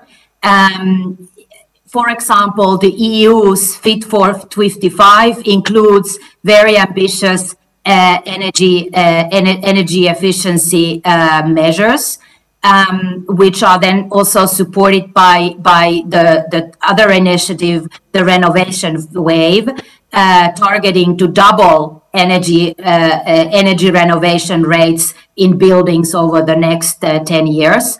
And most recently, the Repower EU, the EU's response to the current energy crisis, clearly recognizes the importance of energy efficiency as part of the endeavor to increase energy security and create sustainable energy markets going forward. So against that backdrop, and as my last point, I wanted to give you a more concrete example of an innovative instrument that we have designed that also leverages on public, namely European Commission resources, and aims to support in particular small-scale energy efficiency investments and help the financial sector to build capacities and develop energy efficiency as a sustainable business line going forward. If we can move to the next slide. Thank you. Before I mention more product details, I would like to note that when it comes to larger industry sectors or industries and corporates, they have, at least in Europe, by and large tapped the energy efficiency benefits that are achievable with the current technologies. So to develop, so the development also aided by the regulation is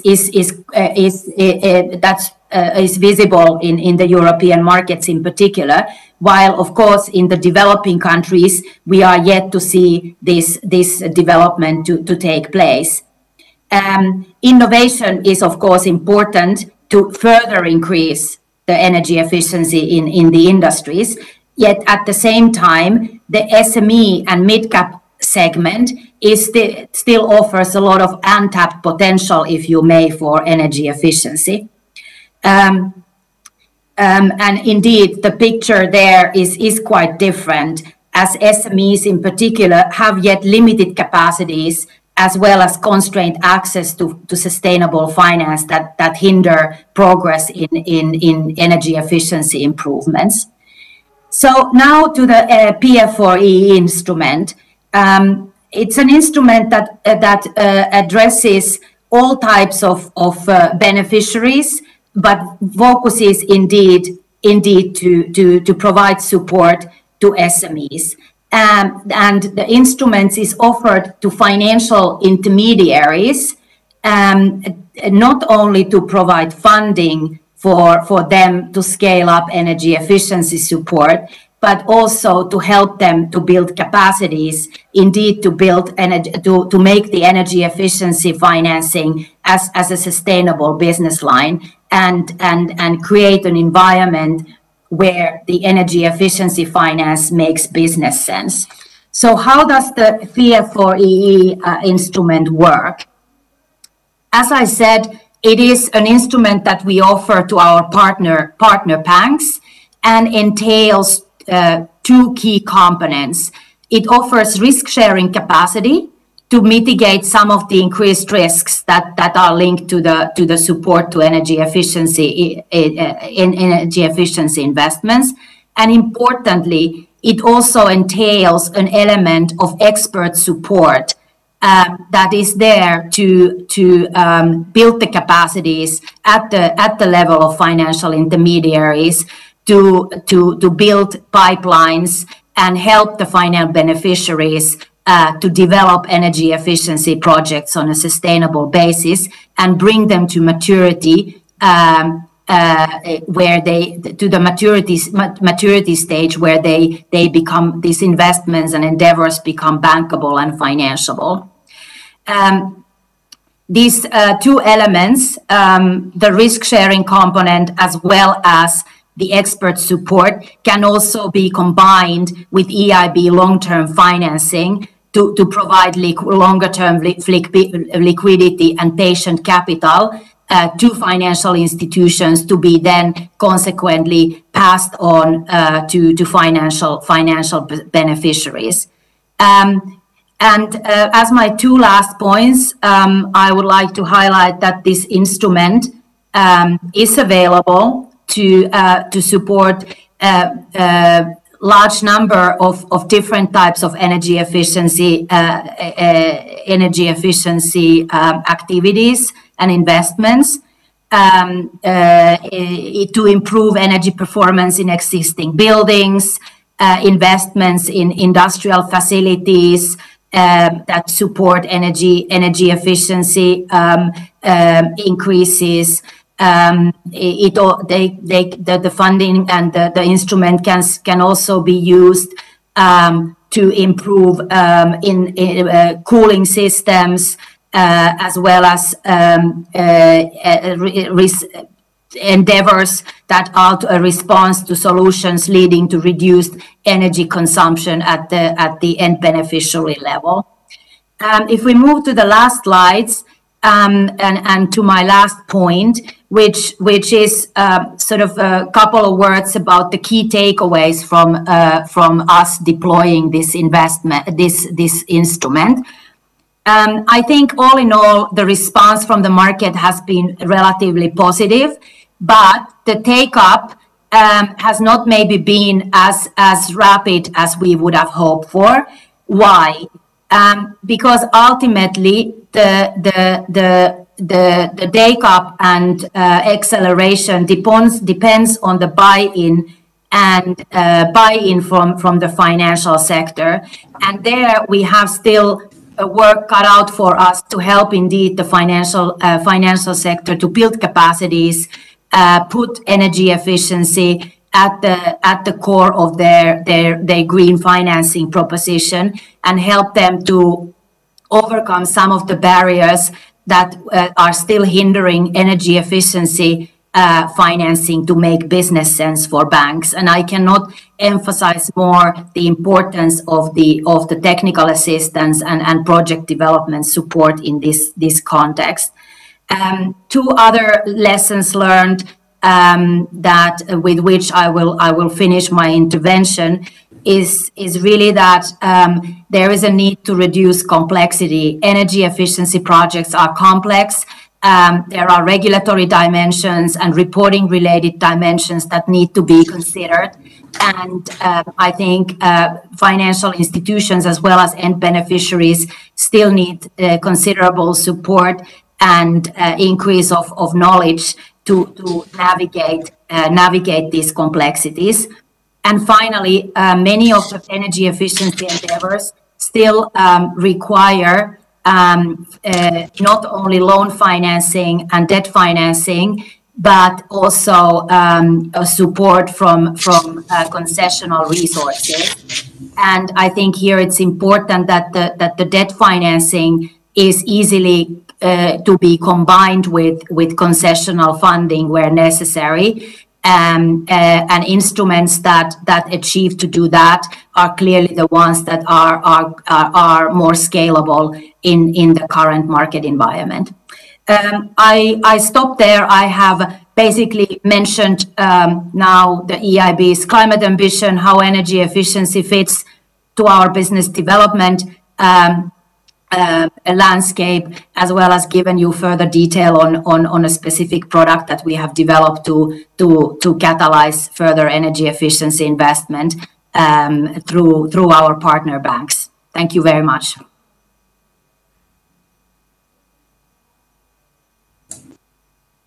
Thank you very much, Elena, for your valuable input and sharing your experience in ramping up the investments and putting energy efficiency as a sustainable business line. We see that the banks have a significant role to play in terms of stimulating energy efficiency investments, and we would be happy to see this successful European example replicated in other regions. And so your takeaways brought a very important direction for the future. And thanks again for that. So from Luxembourg, we are moving to Denmark from our next panelist is, and he's going to share his experience in ramping up the investments and putting industrial energy efficiency as government strategic focus area. He will talk about the key benefits of the Danish voluntary agreement scheme and what are the necessary market ingredients and enabling environment to make it work. So I would like to pass to Mr. Rasmus Dengvad, who is head of division in the Center for Energy Efficiency from the Danish Energy Agency, who is going to talk about the accelerating implementation of energy efficiency in industry through voluntary agreement scheme and what are the learnings from Denmark. So Rasmus, to you.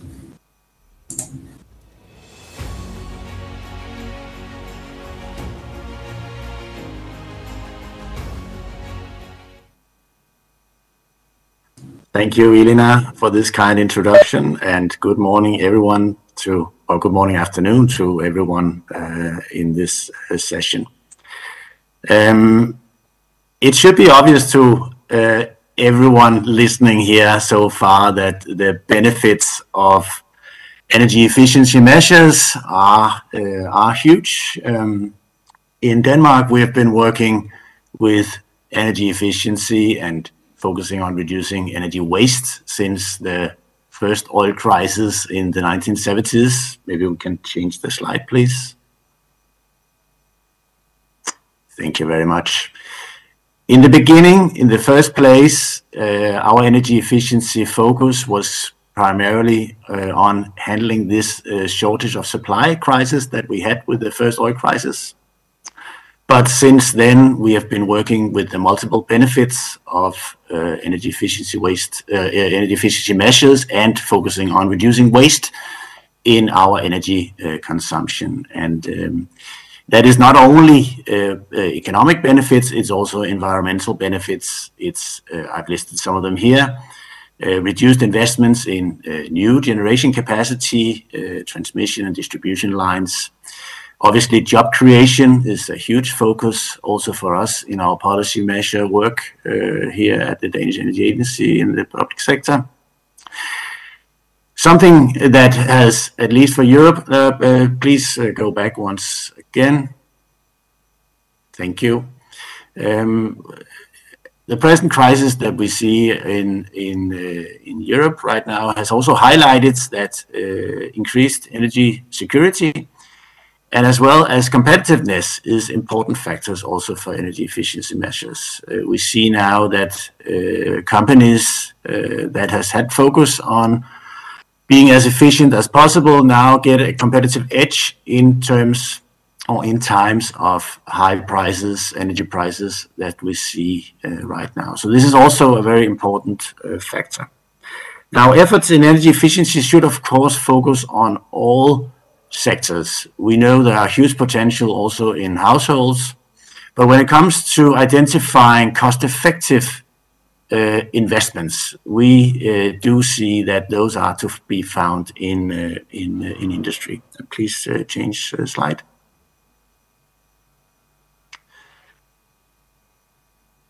So how do we go about targeting industry? As the previous moderator said from the IEA, policy works best in packages, and that is exactly the lessons that we have learned in Denmark. We try to combine a push and a pull to get and to incentivize the industry into the right direction. The push comes from various forms of taxations. We have now just agreed politically to impose a new carbon emission tax that will be gradually introduced from 2025. And we are previously working with energy taxes on one side. On the other side, we are trying to help industry in mitigating that very same tax. That is done in various ways. We have schemes for investment support. But we also have what I want to present to you today, what we call a voluntary scheme. Voluntary scheme works in this way that we offer businesses to lift at least part of energy tax if they commit to certain terms. In this case, they commit to realizing or investing in cost-effective energy efficiency measures. It means that they have to have a plan, they have to have external experts going through their facility in order to identify and make a plan for what measures, what investments there are cost-effective for this particular production facility. So in order to get the payback of the taxation or partly payback of an energy taxation, they have to commit to realizing and investing in those cost-effective investments. So this is in principle how it works, and it gives us the benefit of obviously helping businesses to transit into a more energy efficient production or a production with less carbon emission.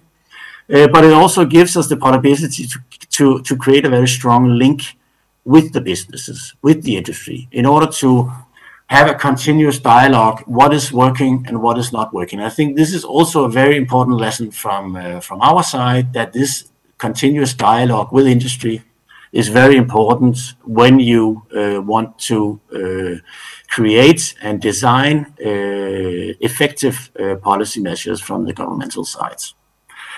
Next slide, please. Now, the future direction, this is my last slide.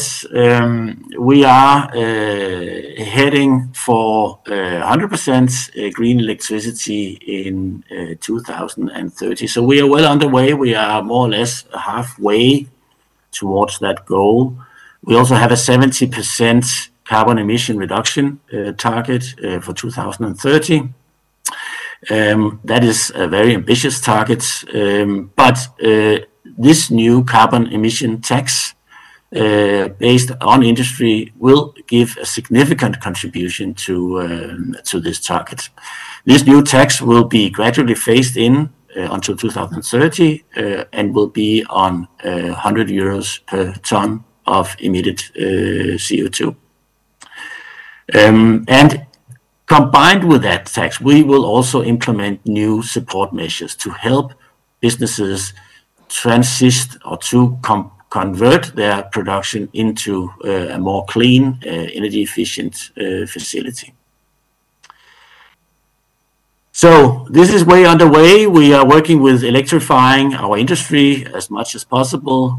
We are working with reducing waste, also in the form of utilizing the waste heat from industry.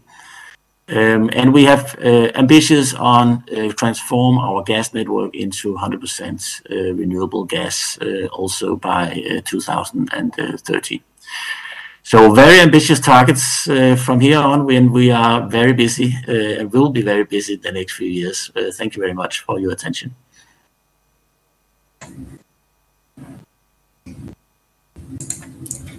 Thank you so much, Erasmus, for talking about the benefits of energy efficiency going far beyond the megawatt hours saved.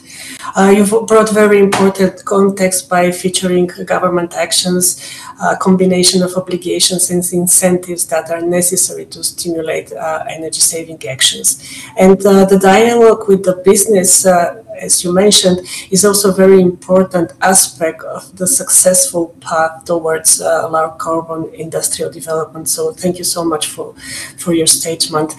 And I'm moving to our next panelist, who will talk about addressing the underinvestments and the high perception of risk in energy efficiency financing, and sharing his experience in delivering financial solutions for industrial decarbonizations. So I would like to welcome Mr. Mason Wallick, Managing Director and CEO of Climate Capital, who is going to talk about the risking investments in energy efficiency. Mason, the floor is yours. Great.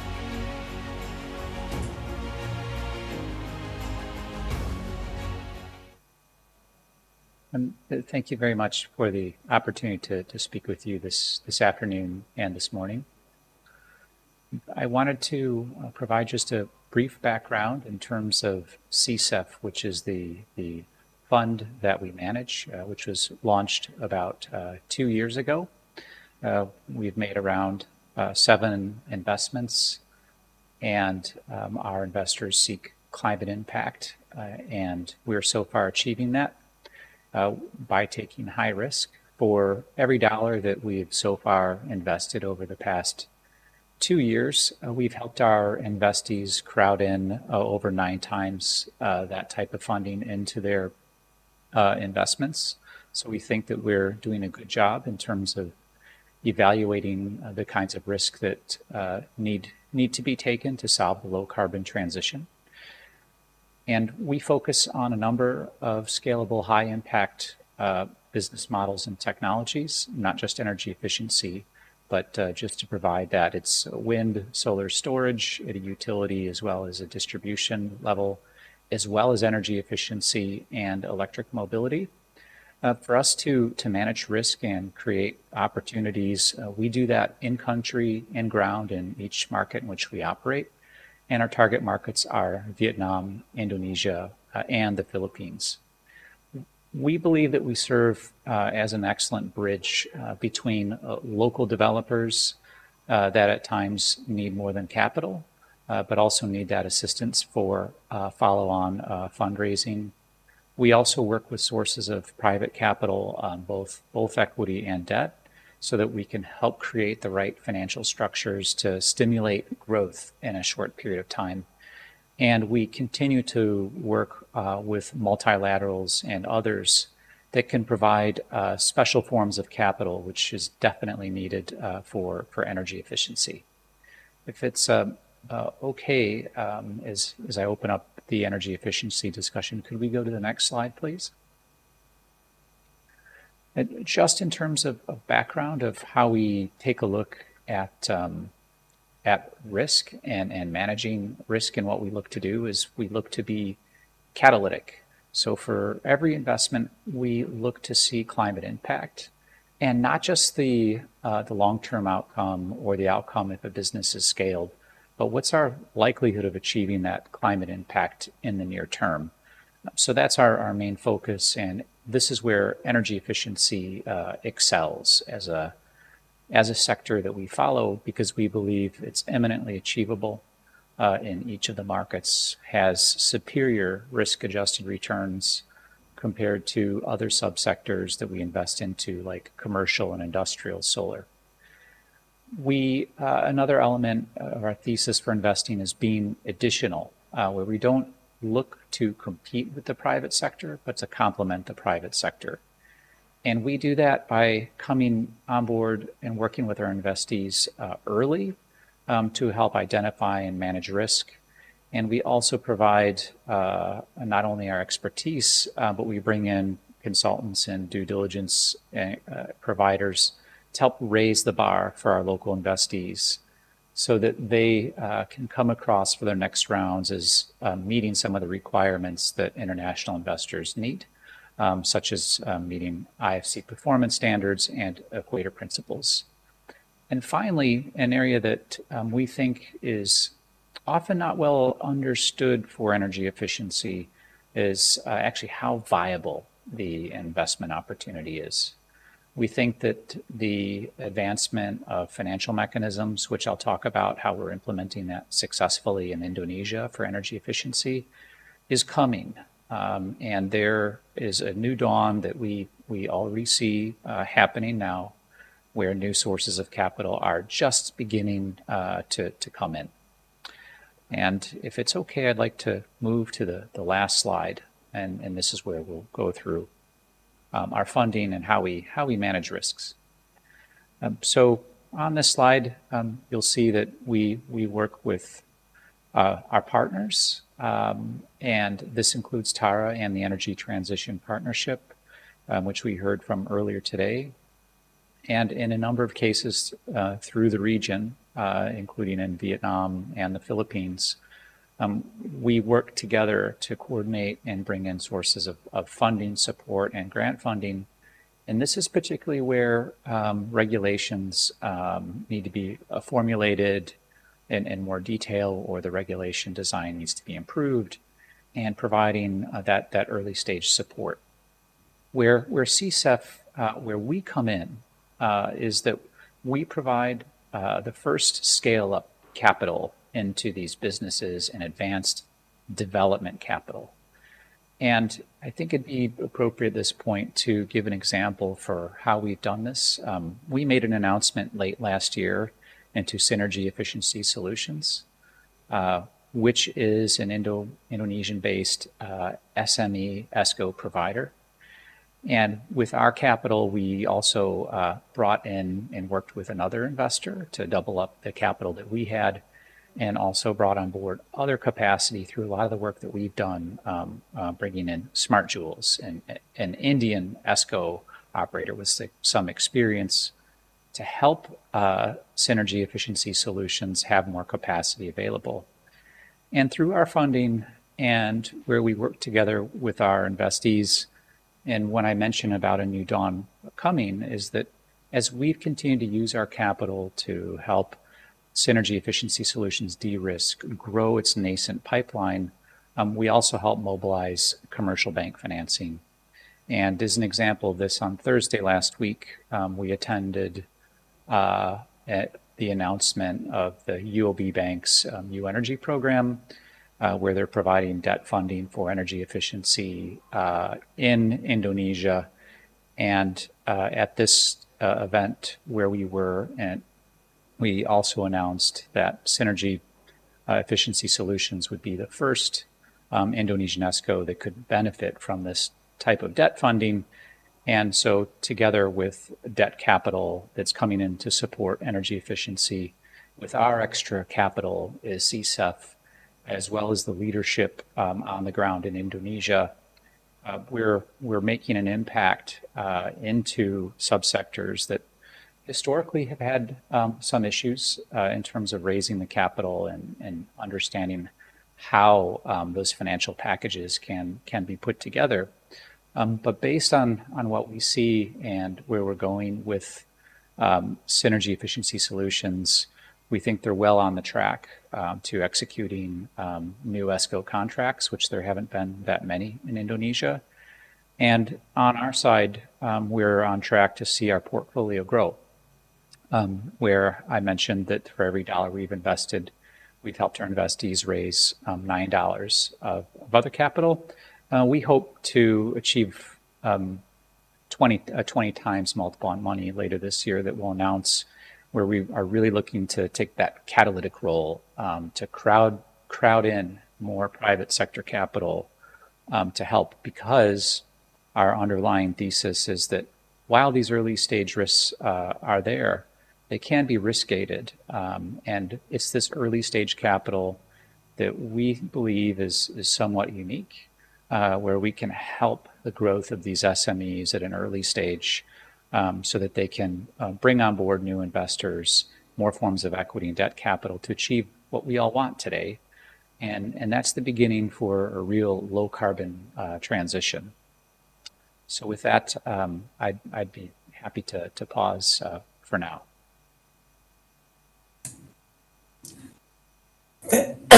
Thank you so much, Mason, for addressing one of the key barriers in energy investments, and thanks for sharing your experience and your consistent efforts to advance in reducing risk, thus creating more appetite for accelerated investments in energy efficiency. So looking into this burning issue, I'm glad to hear that your work together with other stakeholders actually breaks through the barrier to private sector funding and stimulates the low carbon industrial transition. So thank you so much for coming today and giving your presentation. And with our next speaker, I would like to take you to South Africa, where we are going to talk more on the impact of industrial energy efficiency projects supported by UNIDO. Our organization is supporting South Africa in accelerating industrial energy efficiency for more than a decade. And one of the components is the development of skills in relevant sectors. So my colleague, Ms. Petro de Vet, who is a senior project liaison, media and outreach specialist, is going to talk more about the impact of the training and the know-how exchange in strengthening the local capacity and raising awareness on the topic. And she would also touch upon the gender aspect and the impact of the project in mainstreaming the energy efficiency sector in South Africa. So, Petro, over to you.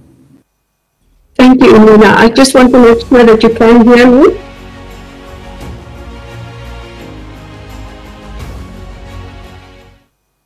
Elena, can you hear me? We hear you, Petro. We don't see you and we don't see your screen yet. Okay, I was hoping that you would be sharing the presentation. Yeah, here it comes. Thank you very much. All right. Good morning, good afternoon, ladies and gentlemen, from a sunny but very cold South Africa. It is a privilege for me to share with you some of the highlights and impacts of the industrial energy efficiency project in South Africa. And as Elena has said, focusing then also or zooming in on the training, the impact of that, and then also touching a little bit on the gender mainstreaming activities through the project.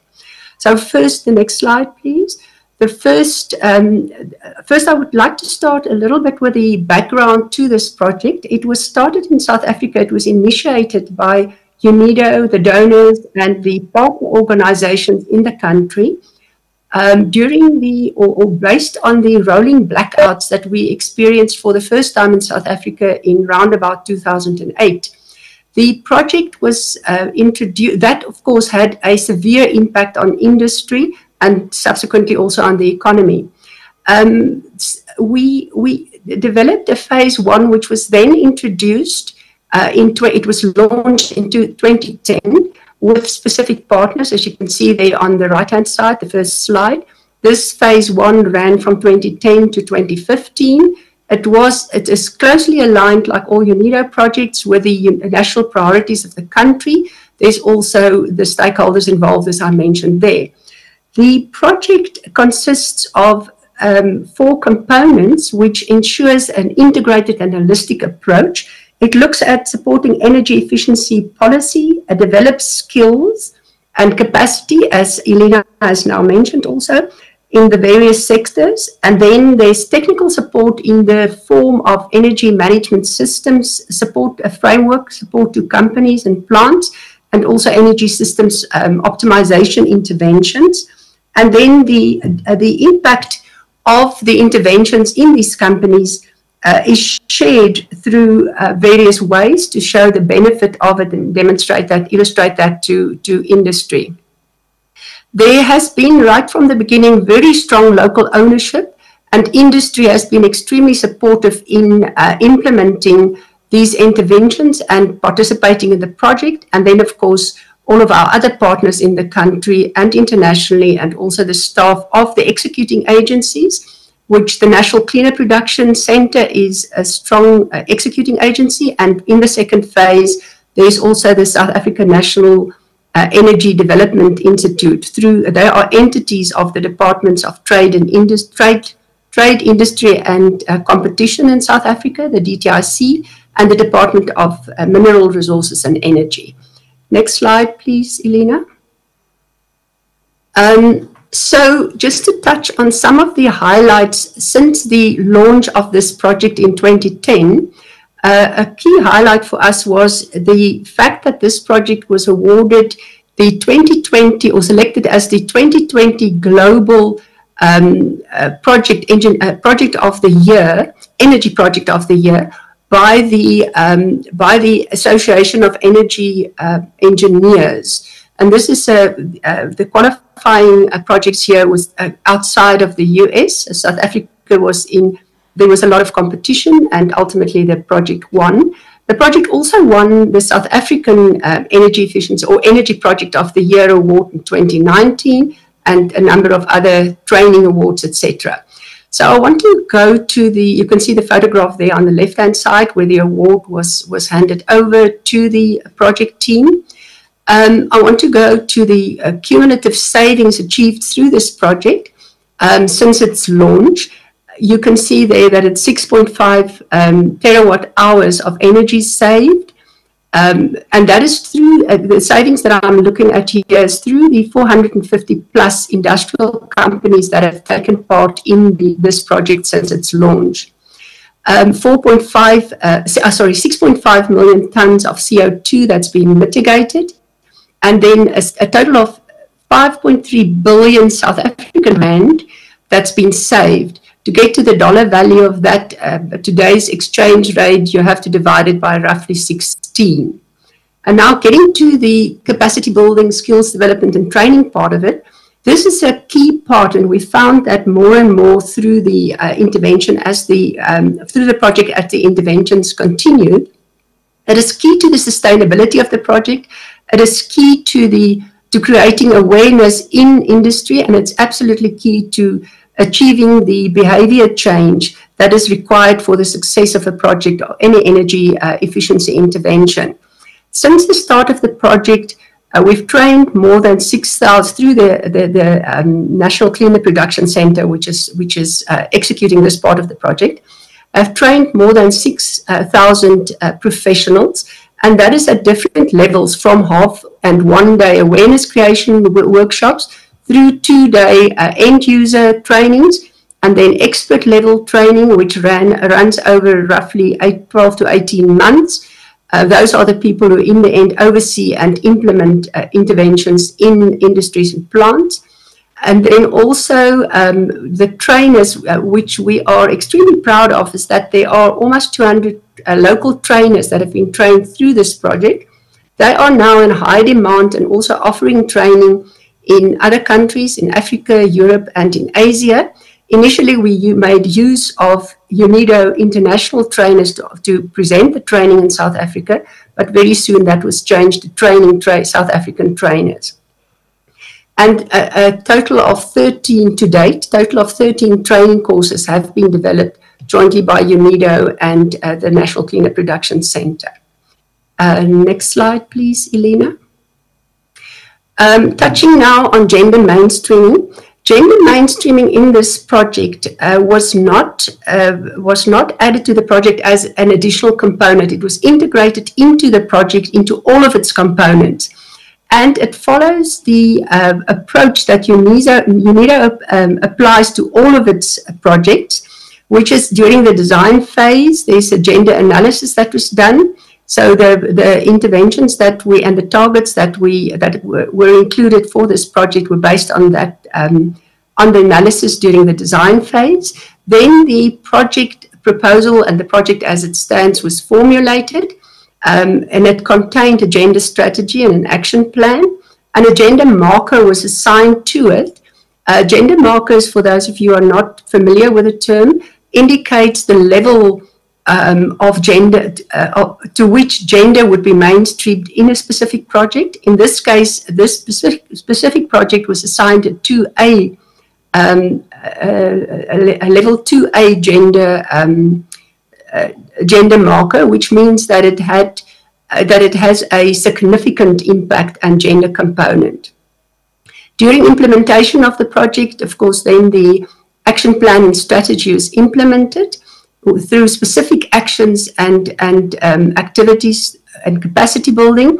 We had special initiatives, for instance, through the NCPC, where Women's Month in South Africa, which is August, women who registered during that month could attend the training free of charge, which increased significantly the numbers of women that we trained through this project. And then the monitoring and evaluation, there's also, of course, tracked what the achievements have been and whether we've met the targets in terms of our gender mainstreaming objectives.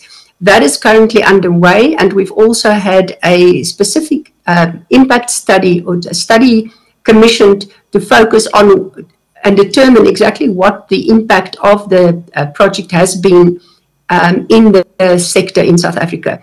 So between 35 and 45% of the people who were trained through this project, through the different levels that we spoke about on the earlier slide, were women. So there was, although we're nowhere near where we want to be, there has been quite a significant impact. That was also one of the findings of the impact study, that the project has indeed made a significant difference in terms of gender mainstreaming in the sector.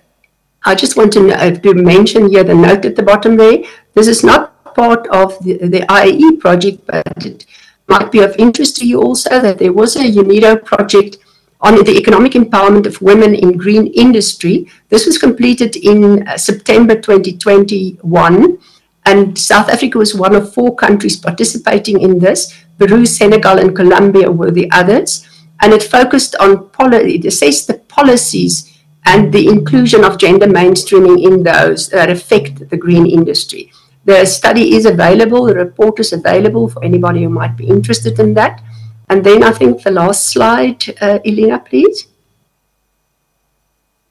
Although this project will come to an end, the donor-funded period of this project will come to an end during the second half of this year, the activities of the project, we've already received confirmation from the executing agency and the government departments that the initiatives and activities and achievements of this project will continue post the donor-funded phase, that it is being localized and it will continue. All of the learning through the project is available, best practices, tools and guides on the website that you can see there. These were developed as part of the project. It's also, the training can also be accessed on this project, on this site. And something that I also need to mention here, as part of the legacy of the project, the training will be digitized to extend the reach and the impact of the training, starting with 3 trainings, and that we hope will be accessible towards the end of the year. This is a joint project also by UNIDO and the National Cleaner Production Center. And then the UNIDO has an industrial decarbonization accelerator, also the email address there, and the photograph at the bottom there, which aims to accelerate the transition of industries worldwide to a zero carbon economy. This is a combination, a collection of all of the materials and all of the supporting toolkits to support any company in any country to implement energy efficiency interventions.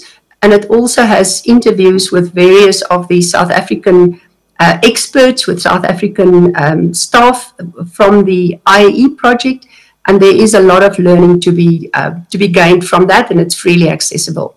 And it is a growing site. And that is my last slide. Thank you very much, Elena. Back to you.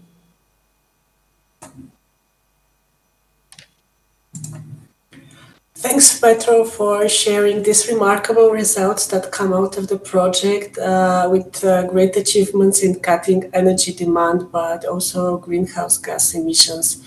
A very important aspect is stimulating awareness, creating a knowledge exchange, and another important aspect you touched upon is the gender mainstreaming and integrating it into the project cycle.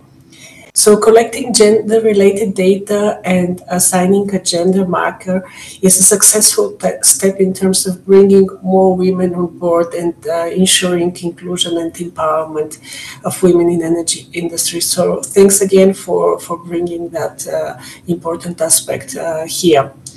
And from South Africa, we are going to India, from where we will hear Mr. Bakre, Director General of the Bureau of Energy Efficiency, who is going to talk about one of the successful examples in the country, which is the Perform, Achieve and Trade scheme. PAT scheme is a flagship program of the Bureau of Energy Efficiency under the National Mission for Enhanced Energy Efficiency, and it's also a regulatory instrument to reduce specific energy consumption in energy-intensive industry. Mr. Bakre, to you to give us a few insights of the mechanism and share the successful story of India. Yeah, thank you. Thank you, Elena. And let me compliment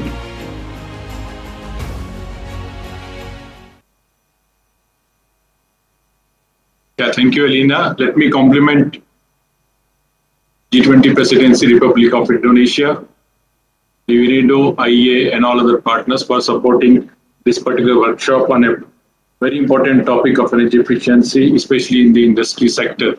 I'm Abhay Bakre, heading the Bureau of Energy Efficiency, which is the apex body here in India and dealing with the energy efficiency programs here. So let me just share my slides here. I'll be very brief in touching about 5 minutes the key success what we had in the PAT scheme, which is called the Perform, Achieve and Trade scheme.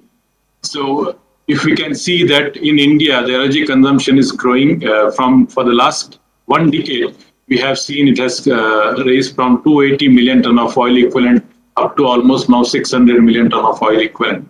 But we are also able to deploy certain key measures where we are able to achieve certain savings in the energy efficiency through energy efficiency programs. And in that, there are 2 important schemes. One is the standards and labeling, but the second one, which is the industrial efficiency, I will be just sharing the key aspects of this thing. And today, we are able to save almost like a 28 million ton of oil equivalent every year or a year. And then this impact is going very fast. The best part of India's the governance is that we have very strong legal framework here. We have the Energy Conservation Act. We started in 2002, and the Bureau, that is the Bureau of Energy Efficiency, has been set up as a key body under the Ministry of Power, but serving all the energy ministries. We also have a National Action Plan of Climate Change, where there is an important mission which is for the energy efficiency. And finally, we have our NDC and also the enhanced announcement as a Panchamrit at COP26 Glasgow, where we have raised our ambitions for energy efficiency as well as clean energy transition. The basics of this particular scheme, which is PAT, is basically we are evaluating the specific energy consumption from different sectors and for a particular industry units. We have covered almost now more than 1,000 units. But we are not going into detail in the technology that we do as part of our capacity building and for the handholding. But we assign the targets which are as per the Energy Conservation Act on a gate-to-gate basis. And that's where we leave the industry to actually get their technologies whichever way they want, which is the most optimum and affordable one. So here we try to give them the target and give a 3-year cycle. And the 4th year, we try to get some kind of a independent MNV. In that, if they are able to achieve the target, we assign the new target in the next cycle. If they exceed their targets, we give them the credits. We call it the energy saving certificates. And if they are not able to achieve theirs, then they are directed to purchase some of the energy efficiency certificates from those units who have actually achieved the credits. So in that way, we are trying to build up this kind of framework. The first cycle we had long challenges, but in the PAT 2 cycle, which is from 2016 to 2019, we enhanced the ambition.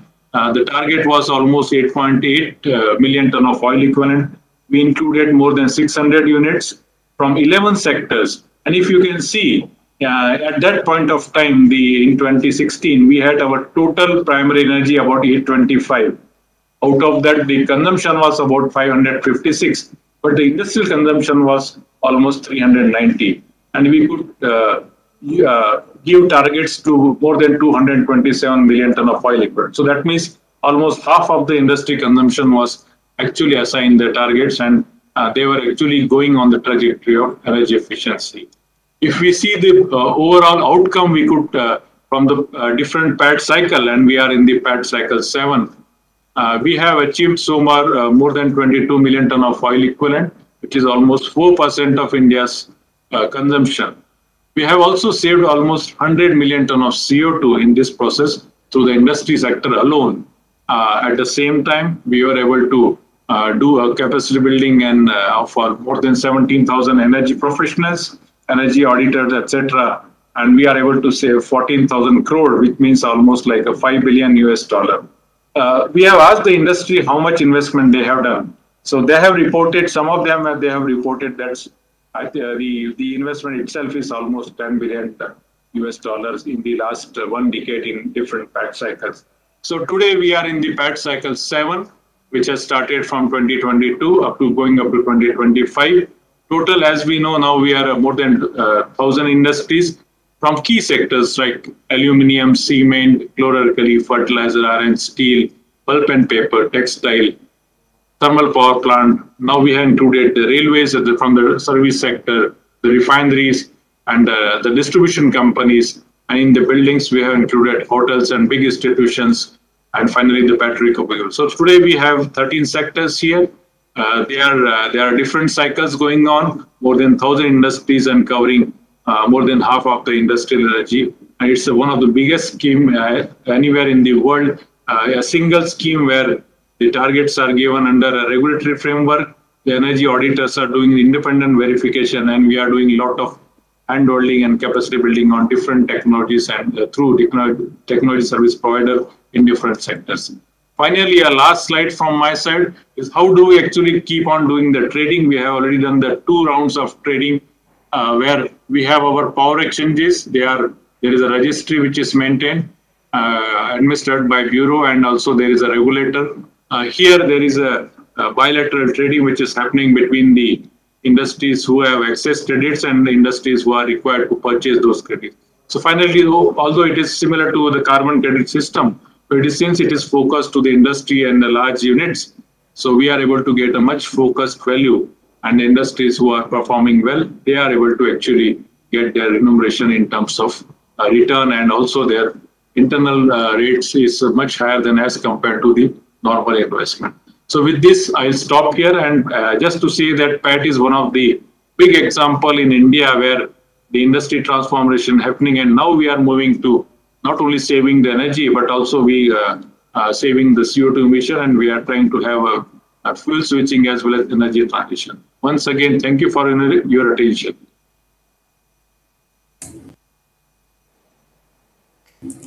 Thank you, Mr. Bakre. Do you hear me? So thank you, Mr. Bakre, for your comprehensive overview of the scheme and how it developed throughout the years, but mostly on the role in stimulating energy efficiency industrial consumers in undertaking both actions in cutting their consumption. I believe this would be very inspiring for other countries to hear that such scheme works well, and you can highlight the achievements of it. So I'm afraid the time does not allow us to dive deeper, and I really was eager to pose some questions to the panelists, but unfortunately I won't be able to. But I'm happy that we heard very diverse examples, and we had seasoned experts here that let us know more about the existing tools and best practices. So we had heard stories from international organizations, regulatory and public authorities, private sector and banks, and I believe that would be an impetus on how to work on further on boosting energy efficiency investments, introducing successful policies, and mostly on raising the ambitions on energy efficiency and attracting investments. So I'm very thankful to all the panelists that we had today, and I would like to pass on to Mr. Prahoro Nuciahu for co-chair of Energy Transition Working Group for his closing remarks. Thank you, Elena. You're right. We want to discuss more, but we're running out of time, unfortunately. Please give a round of applause to all the speakers and moderator. Thank you once again, Elena, for moderating the session. And of course, we hope that the engaging discussion and also exploration we are holding today could turn into concrete action to, of course, achieve energy efficiency. And now we're going to close the webinar. And let's listen to closing remarks that will be delivered by Mr. Prahoro Nuciahu, the co-chair of the Energy Transition Working Group G20 Indonesia 2022.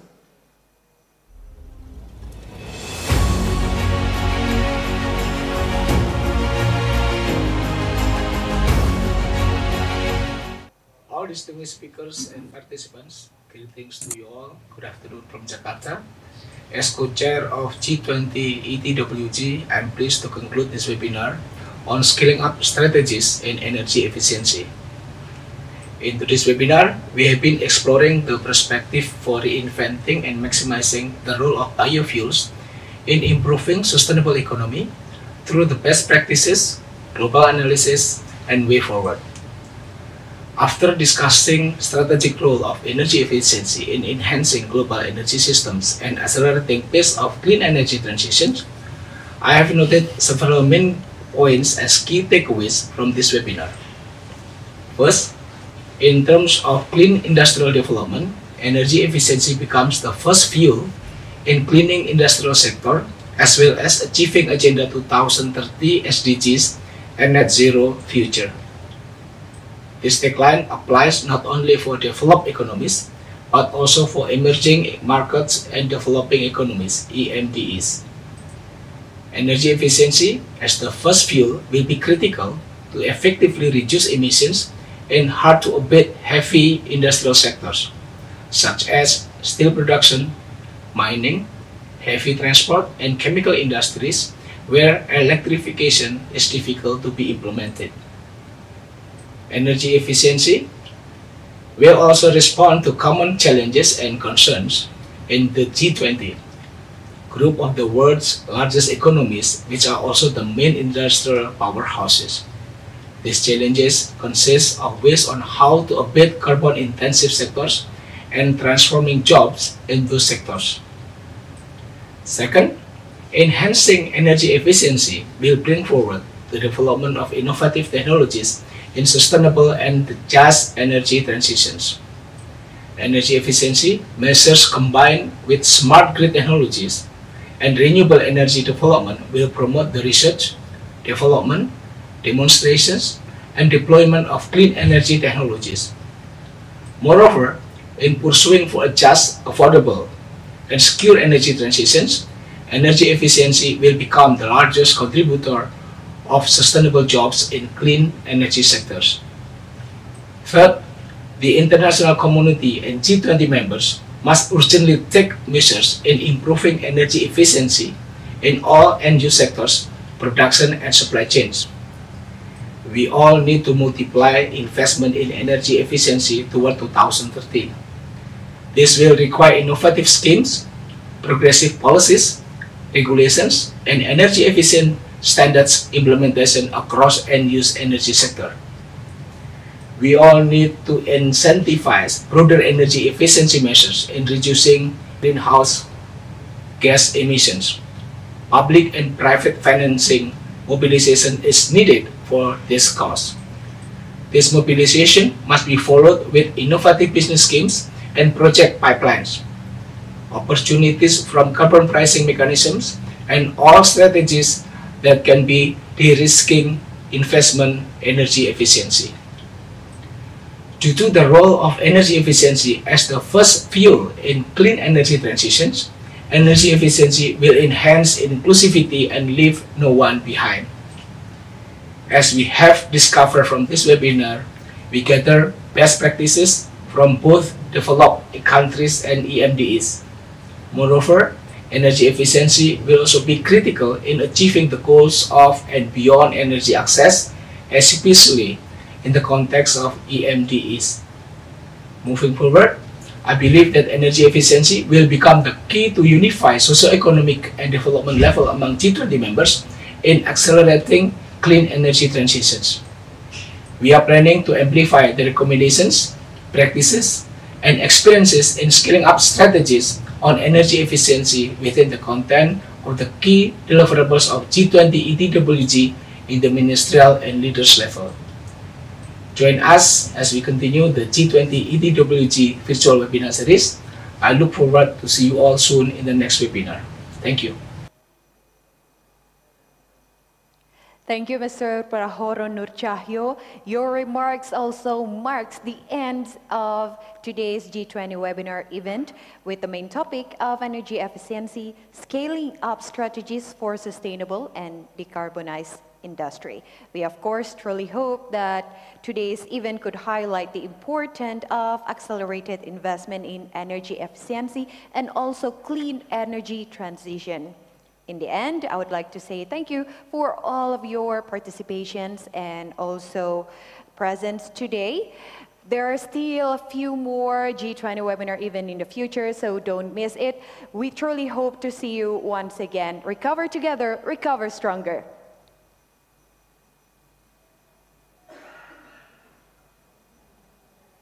Thank you.